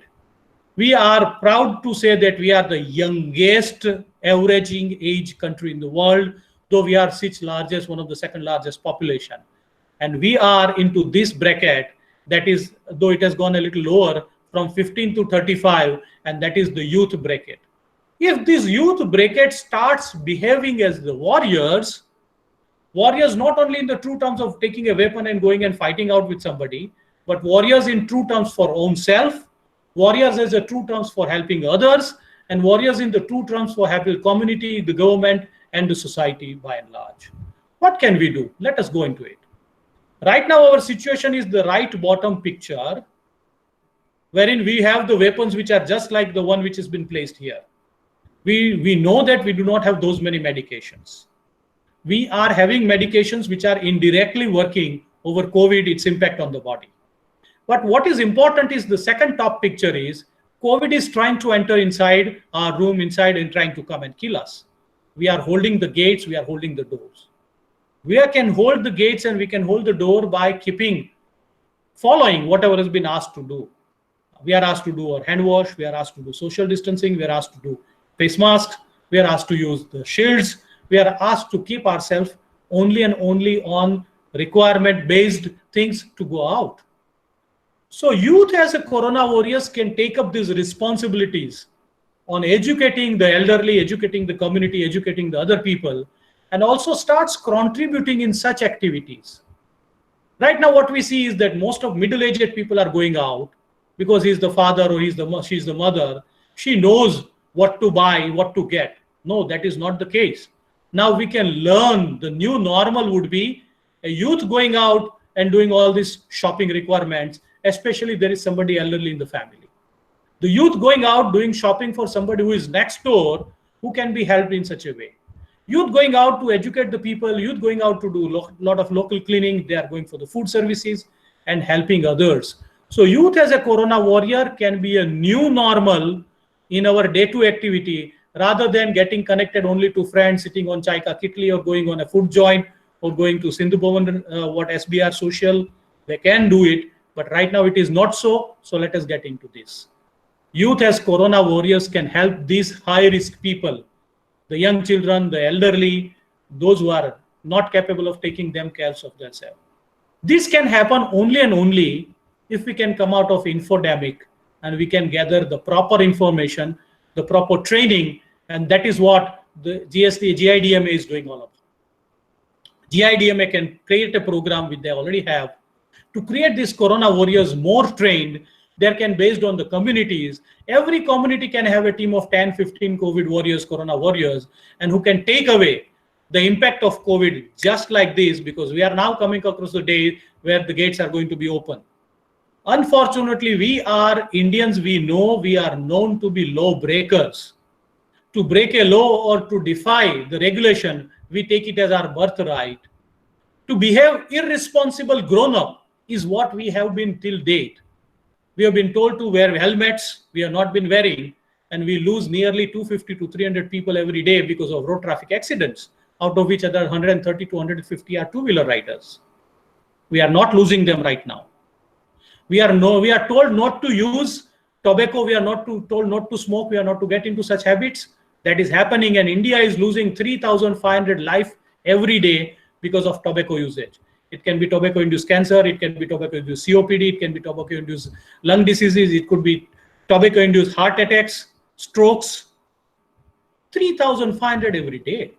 Every 9 minutes, 8 minutes, one lady is losing her life because of incurable cervical cancer, which could have been detected in their early life. Because we are having a blindfold against that, we are having only one focused fold, 2,500 dead in India, but that is on 60 days. So if we calculate that number, that is quite a lower number. But in case if we have a fear that the number is going to rise, the way we have awakened ourselves against COVID, we should have to get awakened about other diseases also. That is control of diabetes, because diabetes is known to be the commonest comorbidity as a killer in all COVID death. Same is for hypertension, same for ischemic heart disease, same is for renal diseases, same is for cancers. We as youth need to educate ourselves about such diseases. How does it come? Because these are basic science knowledge which you and I can read and understand from the sources which are authenticated, not the Google sources, not the WhatsApp sources. Such sources can educate us to a level wherein we can pick up such samples, we can pick up these people, and we can help them either in monitoring their diseases, I can either providing them some support and assistance, or even our own family members if we become selfish. That is what is going to be a community brigade. A community brigade would be strengthening the people and enriching life by them participating in a big way. It can be a community of a university, it can be a community of a city, it can be a village, it can be any school, it can be even a hostel. This community brigade would be able to take care of the people by simply understanding such things. It is not very difficult in today's era, talking of COVID only, to get acquainted, to get blood pressure checkup, to do a blood pressure checkup, to measure blood pulse and oxygen, to measure somebody's body temperature by applying simple mask and hand gloves and measuring blood sugar and helping them to understand how Arogya Setu works, how to download and how to maintain that. That is what a youth as a corona warrior can make an impact, rather than getting worried about what is going to be new normal, how is it going to be the world tomorrow. I'm not going to get my chance of entertainment. I'm not going to get that much of pocket money. You and I as a youth can earn pocket money out of getting involved into such act. That will help us to sustain our education, because the families are losing their income. That is also one of the biggest worry point. So what I would communicate right now is digital dieting in the era of information pandemic. Digital dieting is reducing our dependence on such news, WhatsApps, such incorrect ways. We need to filter the news, we need to filter the social media. I can go to the level of digital dieting that before I go to bed, I'll be keeping it away for 2 hours before going to bed, because that off-screen time would allow me to take a good therapeutic sleep also. That therapeutic sleep is good because it is going to cool down my processor, the CPU, which is our brain, which will wipe off all the negative thoughts, and it will create a new space for new thoughts, good educational material to come in, get it engraved and get can be used by us. We need to talk openly about our mental health also. We need, in case if we need a counseling, because it is the biggest stigma. The moment I say I feel depressed, I feel like not going out, I feel like confining to my room, I feel like non-studying, I'm changing my taste, I'm getting aversion about my friends. These are the cropping up problem of mental health, and it is going to be coming to our country as well, our community as well. Our well-informed youth, educated people can definitely get into it. So all these would boost immunity, not only by taking good diet, but we'll have to take anti-IO food, anti-inflammatory food, and anti-obesity food. All these would be taking our immunity in a boosting power so that we can run. We need to make exercise as a routine, and any exercise which can be done in home can be routine. Any yoga, any pranayama, any exercise, climbing up steps, getting down, walking in the room. We need to go out and do exercise. There is a good research that if there is a community and if it is allowed to go out of the house now, you can do within the community walking or doing running or doing that exercise, provided we keep that social physical distancing of 2 meters. We need to have people take treatments regularly. Unfortunately, it has happened that in last 2 months, many people have missed their follow-ups. Many people, because of their financial crunches, have not been taking their medicines. Elderly has started thinking, my son is not earning so well right now, probably I will skip 2 or 3 or 4 doses of medicine. Daily medicine gets converted into alternative medicines. People, those who are youth, there is a big number of youth in India which is having obesity, obesity-induced hypertension, obesity-induced diabetes. They also are under the skipping schedule of medicines. Don't do that. To have a younger age disease is not a problem, but to cure that, to control that, it is our own personal responsibility. And if we follow that, we'll have a better future, and probably our new normal would be different. And we have to participate as Corona warriors with the institutions like GIDM, GDMA, and other institutions and universities, which will bring us to the setup wherein we will be able to contribute in a bigger way. The moment we will get into such a mode, it will give a lot of positivity because we are helping somebody else. We are improving our understanding. We are clarifying our doubts. We are putting certain things into practical, and that applied knowledge will give us a space to correlate that applied knowledge into our own educational field. And that makes our education and our performance much better, and that will help us to get into it. So why I'm closing, let us remember to take care of ourselves. That is what is government saying. To take care of yourself doesn't mean me first, not I first. It is me too. So when I am talking about me too, I am one of those about whom I am take care. I'm going to improve the overall community behavior. I'm going to improve overall community health. I'm going to improve overall new normal in such a way that such abnormals, in case if it comes in future, we may not create a havoc out of it.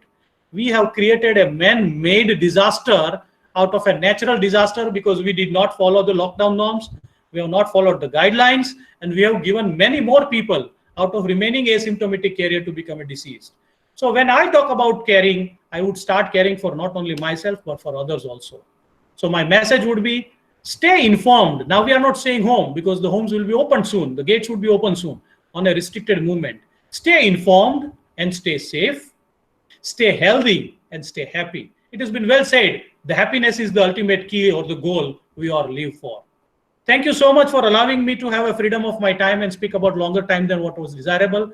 Thank you so much, sir. And I am really grateful for this august audience, which has continued all these efforts and which has taken this initiative for allowing people like us to get into the community where you belong to, and allowing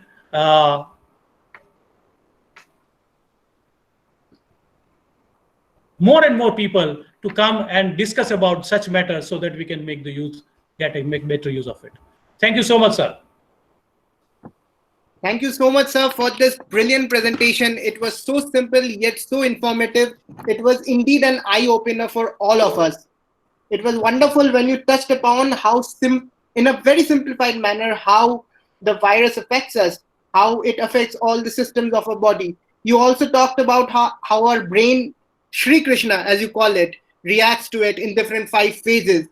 You also brought in some statistics when you told us how the distribution of COVID when pitched against the age group of entire India. You also showed us how the new normal is about slow growth and slow recovery. And this is very interesting that we are, even in the new normal, talking about growth, talking about recovery. This is very, very interesting. I think everyone of all the 140 participants right now will agree that when you touched upon the points that would be affected, like education, transport, especially food at institutions, sports, every one of us got a bit emotional.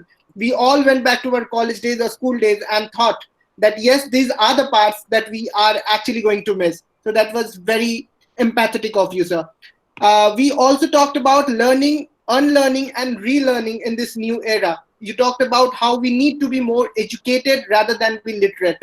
And you also talked about how we should avoid being students of WhatsApp University and rely on our true education. That's a point well taken, sir. You also talked about reconfiguring ourselves, as in we have to adopt the new normal in a healthier way. And as a youth, we should come out as teams of Corona warriors. That was excellent idea, sir. And probably GIDM, as one of the apex institutes in the state, would take this forward. We were also talking about digital dieting. And thank you, sir, for bringing back the point of empathy along with technology when you said that the youth should take care of the old people, the one who are vulnerable. So that was an excellent point made, sir. Thank you so much for your presentation. It was indeed an enlightening one. Thank you so much, sir. Now, can I ask Dr. Zaveri to please take his time, take this session, and talk a little bit about how GSFC as a university dealt with this problem of COVID and adopted to the new normal, as we all discussed. Sir, your time.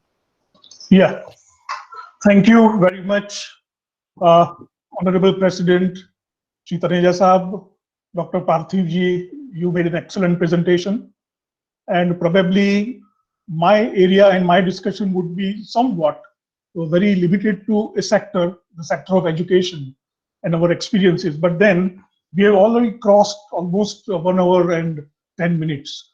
So looking to this particular time constraint, I would restrict to, rather I would like to start my presentation with the last slide. So Mr. Pranav, please, can you upload my presentation?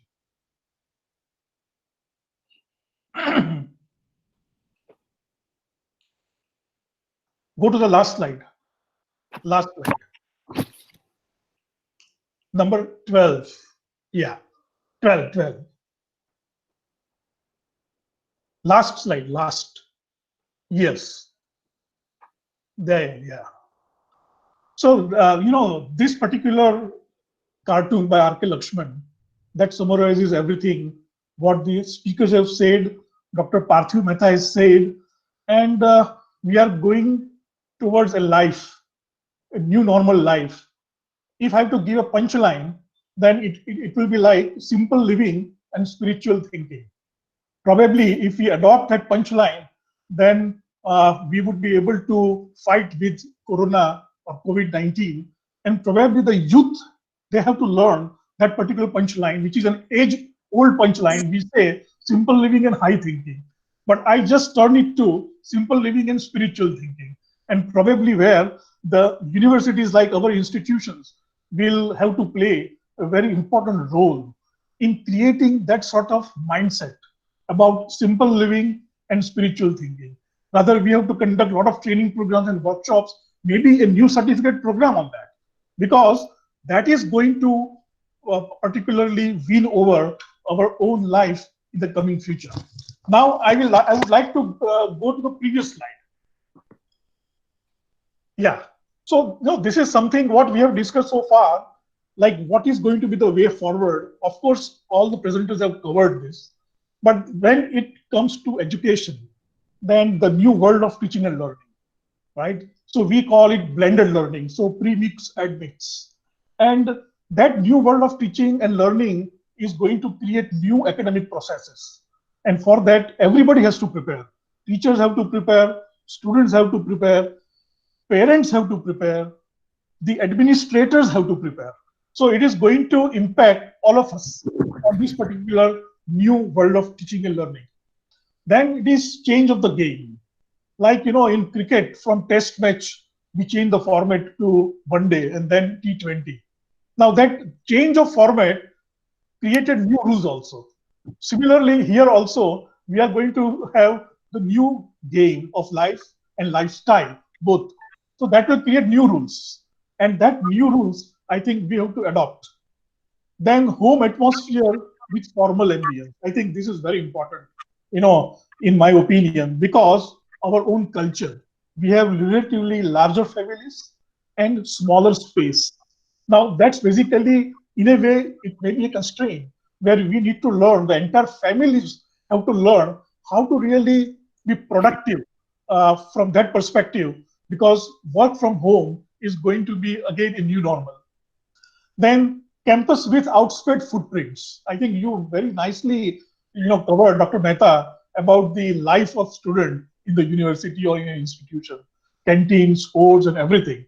So those outspread footprints going to create again the new norms for the campus administration, and that is where I think we have to prepare ourselves. Then emphasis on mental fitness too. So, like in university, we give more focus on physical fitness, like sports you have mentioned, right? Now, those sports definitely maybe the students will be deprived of for a longer time, but that is going to create new mental anxiety, new mental pressure. So I think we need to focus more on how to really combat with the mental exigencies. And the last one is coping with accelerated dynamism.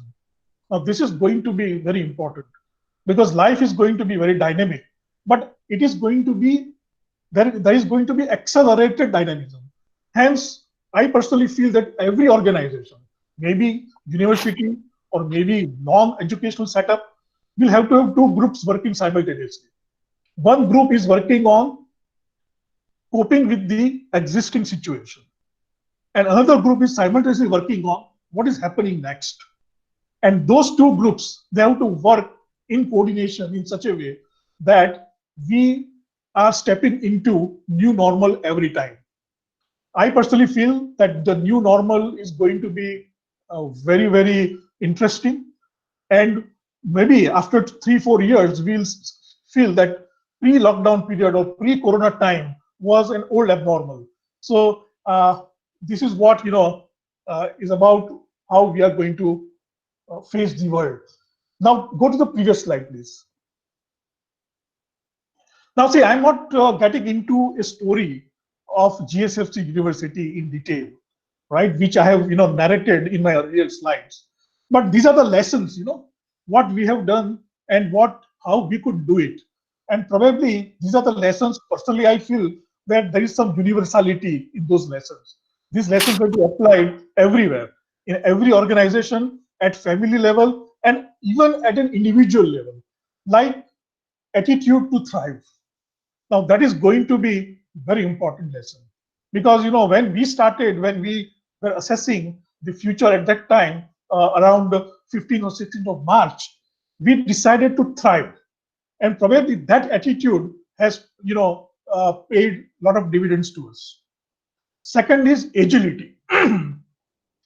Now this is what mantra of our honorable president Taneja sir.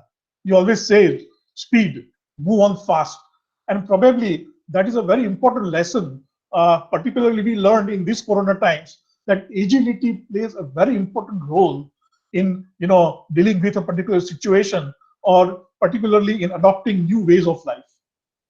Third is ability.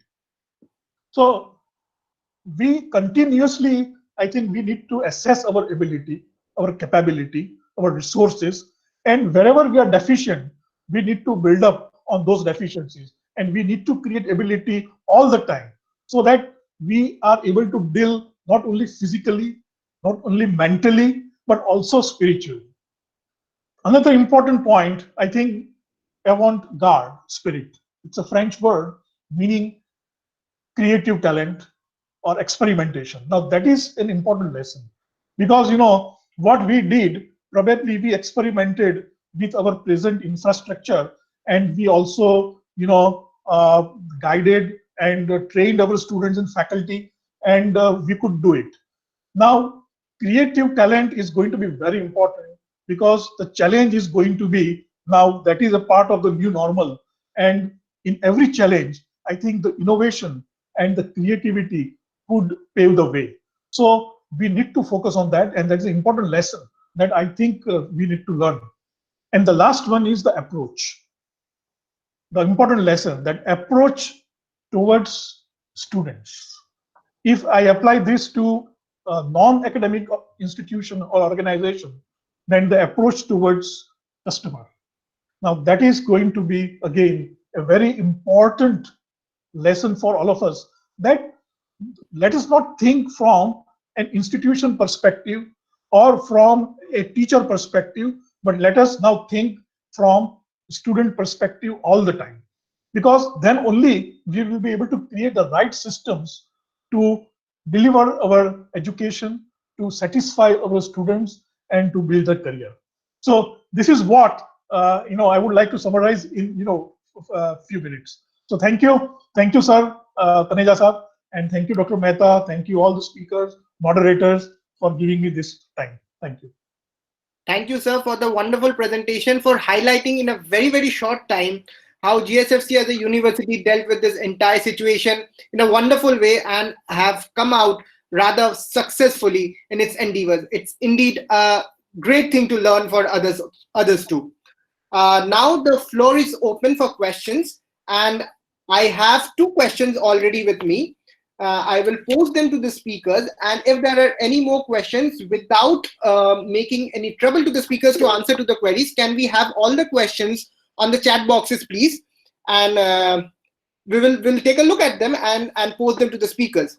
So I have two questions with me right now, and the first question is perhaps to Shri Ankur Srivastava. Is there a possibility of having an artificial intelligence tool installed at a local host or a DNS perhaps to curtail the problem of fake news at a very local level? Okay.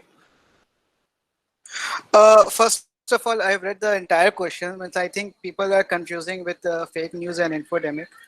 The infodemic does not necessarily means fake news. It also means excessive amount of information concerning a single problem. So the excessive amounts of information also makes difficulties for the problem itself. So the algorithm which was mentioned in the chat box, it separates the fake news. I don't know what it will be its output when we deal with excessive of news. And the second thing is that it was mentioned about a particular algorithm being used by the Facebook to filter out the fake news. I mean, the WhatsApp and Facebook, these are the one of the biggest platform to spread the bulk news. If the algorithm is working, I guess it will help out. Of course, these methodologies can be used as a local level. I didn't understand the word local server. But still, these methodologies can be used at local level. But the best solution is always, as mentioned by the previous speakers, that use verified sources like Ministry of Health and Family website and the PIB. So that's it from my side. Thank you so much for the clarity. The second question is to Dr. Mehta. Sir, there's a question on how to reduce the timeline of cycle from moving from the phase of anxiety to acceptance and finally to optimism. This would be the answer generally given by a good psychiatrist or a psychologist, but let us come on to it. There is always a time lag, because when we are under depression or an anxiety, we do not communicate to the people and we try to get our own solutions. We try to go to the sources which we feel is correct as per our understanding. That is the time wherein I would propose the universities like yours to have a buddy program.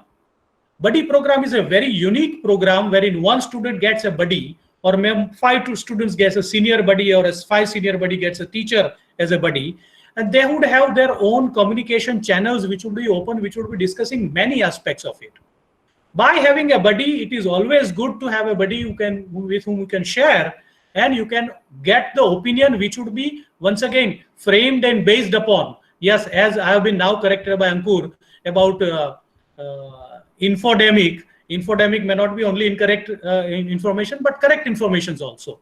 Now that correct information been compiled, been placed into guidelines or in types of an algorithm, which a senior buddy can use for a junior, and junior can give it to the last end user, that would definitely be able to take away that time length from say 6 months to a month. Somebody starts lagging into the education, somebody starts lagging into communication, suddenly would be picked up, hey, this guy is getting slower. It is just like, the birds flying in the herd, they would be keep on changing the front position so that none gets tired and they would be able to get the way out. The same way, this is going to be a time frame that may be 3 months, 6 months. We do not know how long. It all depends upon the educational institutes, their educational institutes, teachers' attitude, and their overall approach. We are in a good environment here. So by doing such kind of a system, I think we'll be able to get out the timeline quicker. Thank you so much, sir. Thank you so much for your answer. We have two more questions. The third and the fourth question, perhaps Dr. Tiwari would like to take it up. The first question to Dr. Tiwari would be herd immunity for COVID. How much sense does it make to you? And is it really effective? That's the first question to you. And the second question is, which surfaces are most susceptible to contract SARS-CoV? And what is the general survival time of SARS-CoV on those surfaces? Sure. So let me take the first question first, whether the herd immunity will work for COVID-19 or not. First of all, am I audible? Yes, sir, you are audible. Okay. Let us understand what exactly is the herd immunity. Herd immunity is not a new concept. It's an old concept. We have used it in fighting against polio as well. Basically, the idea is to have a big, percentage of population already immune, either through getting infected by virus or through the vaccines, so that we have enough, resources to deal with those smaller chunk of population which is not, immune and is susceptible. How big population do we require to get infected or vaccinated to get this herd immunity for COVID-19 is still a question. The latest, the R0 that I mentioned is around 5.7. The reproduction number is 5.7. If we take that into calculation, it would come somewhere around 80 to 82% of the population which requires to be immune, either by vaccine or by getting infected with the virus. We don't have the vaccine. The only way we can get the herd immunity is by getting infected with the virus. Is it a good idea to get infected? I mean, let the people get infected with the virus? We don't know. Perhaps definitely not. Why? Because we also don't know what exactly is the infection fatality rate. What we know is the case fatality, which ranges from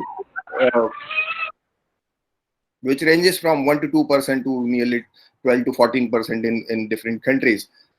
So that is the case fatality rate. Cases as in we have identified the cases by testing, but the infection could be much larger in the community. Those people who are not identified, who had milder symptoms or didn't develop the symptom but were yet spreading the infection. So we don't know how what is the infection fatality rate. So not a good idea to go ahead with. We shall wait for the vaccine and a good standardized treatment and maintain the social distancing to protect ourselves. Let's not rely on the COVID-19, in my best opinion. Herd immunity for COVID-19, in my best opinion, at this stage.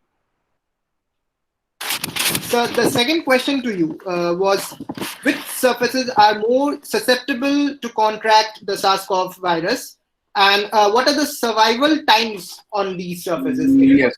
I know there are many surfaces that we touch, but then if you could just give a sure. I'll try my best. So I first of all, I should recognize that I may not remember the exact figures and exact detail. I overread few days back because this is also revolving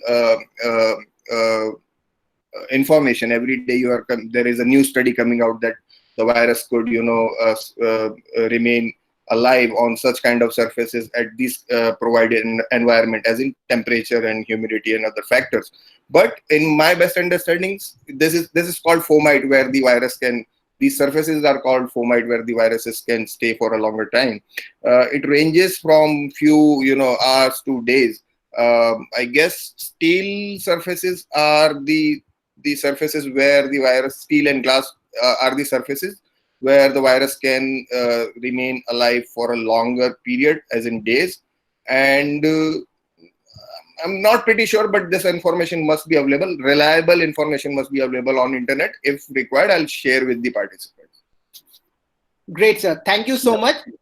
Just so all the participants know, one of my colleagues, Kushang, has shared a link for fact checking, which has been put forth by PIB. So one can always go there and check. We will not be exceeding our time limits, and I will bring all these wonderful sessions to an end. I believe most of us would like this session to continue because of the enormous amount of good knowledge that has flown in, and we are so much enlightened with, and we will probably walk away from this meeting a bit more educated. So we will not be extending the sessions anymore, not taking up any questions, and I will conclude the 3 sessions with 3 very important points that I have tried to jot down. It was very difficult for a moderator to moderate these kind of sessions where information, education is happening like simultaneously. So it becomes very difficult for a person like me.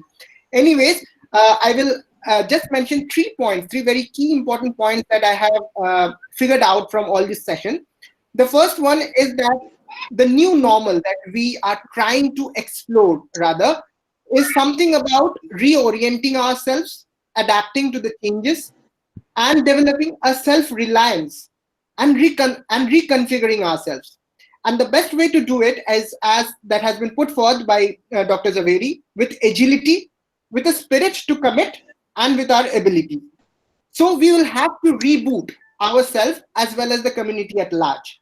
So that's the first takeaway. We need to do a systems reboot, as we say in the language of computer sciences. We need to do a systems reboot.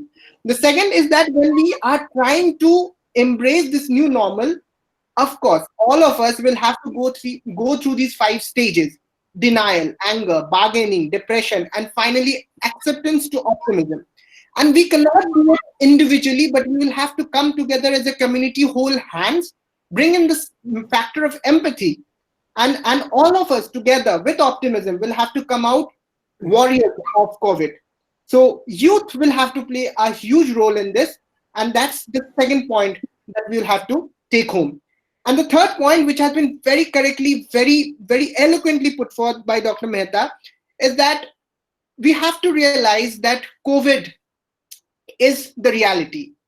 Now we have the choice to either give in and convert the situation into a disaster, into a man-made disaster rather. And also we have the choice to very understandingly adopt the right measures, the right steps, and emerge out of it as warriors.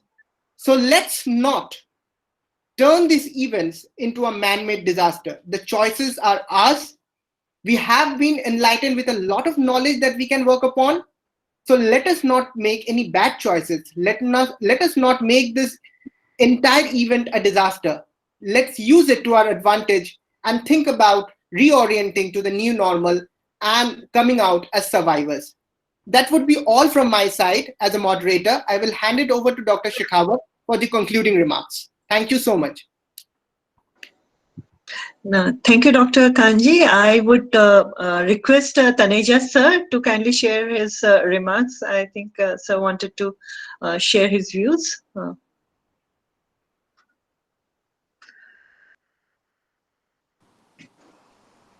Am I audible? Yes, sir. Okay. We have come to the end of the entire webinar. I'm indeed grateful to all the speakers. Wonderful presentations have been made by all, and I would like that these presentations should be documented properly and they should be utilized. And let me tell you that although I have worked in health department in a senior position, despite that these presentations have been very, very informative, and I'm much, much more wiser than what I was perhaps 2 hours ago. It's great. Second thing is that there are many, many takeaways from there. Now, those many takeaways, like Dr. Parthiv said about, Dr. Mehta said about buddy program, we would like to take it further. Secondly, similarly, I think GIDM and GSFC both, they are very young institutions. Not only in terms of age, means in terms of they came from coming into existence. I think GIDM is just about 10 years old and GSFC is just 5 years old. So I do expect that COVID-19 is not going to impact my 2 young institutions. It's not going to even impact all the members of these two institutions, because majority of them are young except me perhaps, and maybe Dr. Zaveri, but he's also younger to me. So I'm very sure, and Dr. Parthiv Mehta I think will agree, that we as institution, I don't know whether he is there or not, but we as an institution have to take the agenda forward. I do appreciate that some of the students today are not there because we are having examinations, online examination starting from 21st. Initially, they were to start from Monday. Now they are starting perhaps from Wednesday or Thursday. Am I right? So they may not be attending. So my suggestion would be that we may have to have one more webinar of this nature where we can also have a psychiatrist participating in the whole thing, perhaps maybe in the first week of June, once we are through with the online examination. So thank you very, very much. It has been conducted very well by the moderators, and I'm sure that all of us are greatly benefited with it. Thank you so much, and let's meet again. Thank you. Thank you, sir. Thank you, sir. On behalf of entire GSFC University, I thank Dr. Parthiv Mehta and Dr. Abhiyant Tiwari and Mr. Ankur Srivastava for an extremely enlightening, engaging, and an interesting session on facing the new normal. We would also like to express our gratitude to President P.K. Taneja, sir, for arranging these expert talks and sensitizing the GSFC students and the faculty and the staff to these new changing roles and responsibilities. I'm also very grateful to our Provost, Dr. Nikhil Zaveri, sir, for guiding us through this entire webinar. And of course, we also extend our sincere thanks to Dr. Ripol Khanji for his enormous contribution and cooperation in organization of this webinar. I would like to take this opportunity to place on record our thanks to the GSFCU IT team, especially Mittal sir and Pranav Kalambe, for the perfect logistic support. And I would also like to acknowledge the support from Dr. Santosh Kumar, the Associate Dean of School of Science, for coordinating the webinar registration process.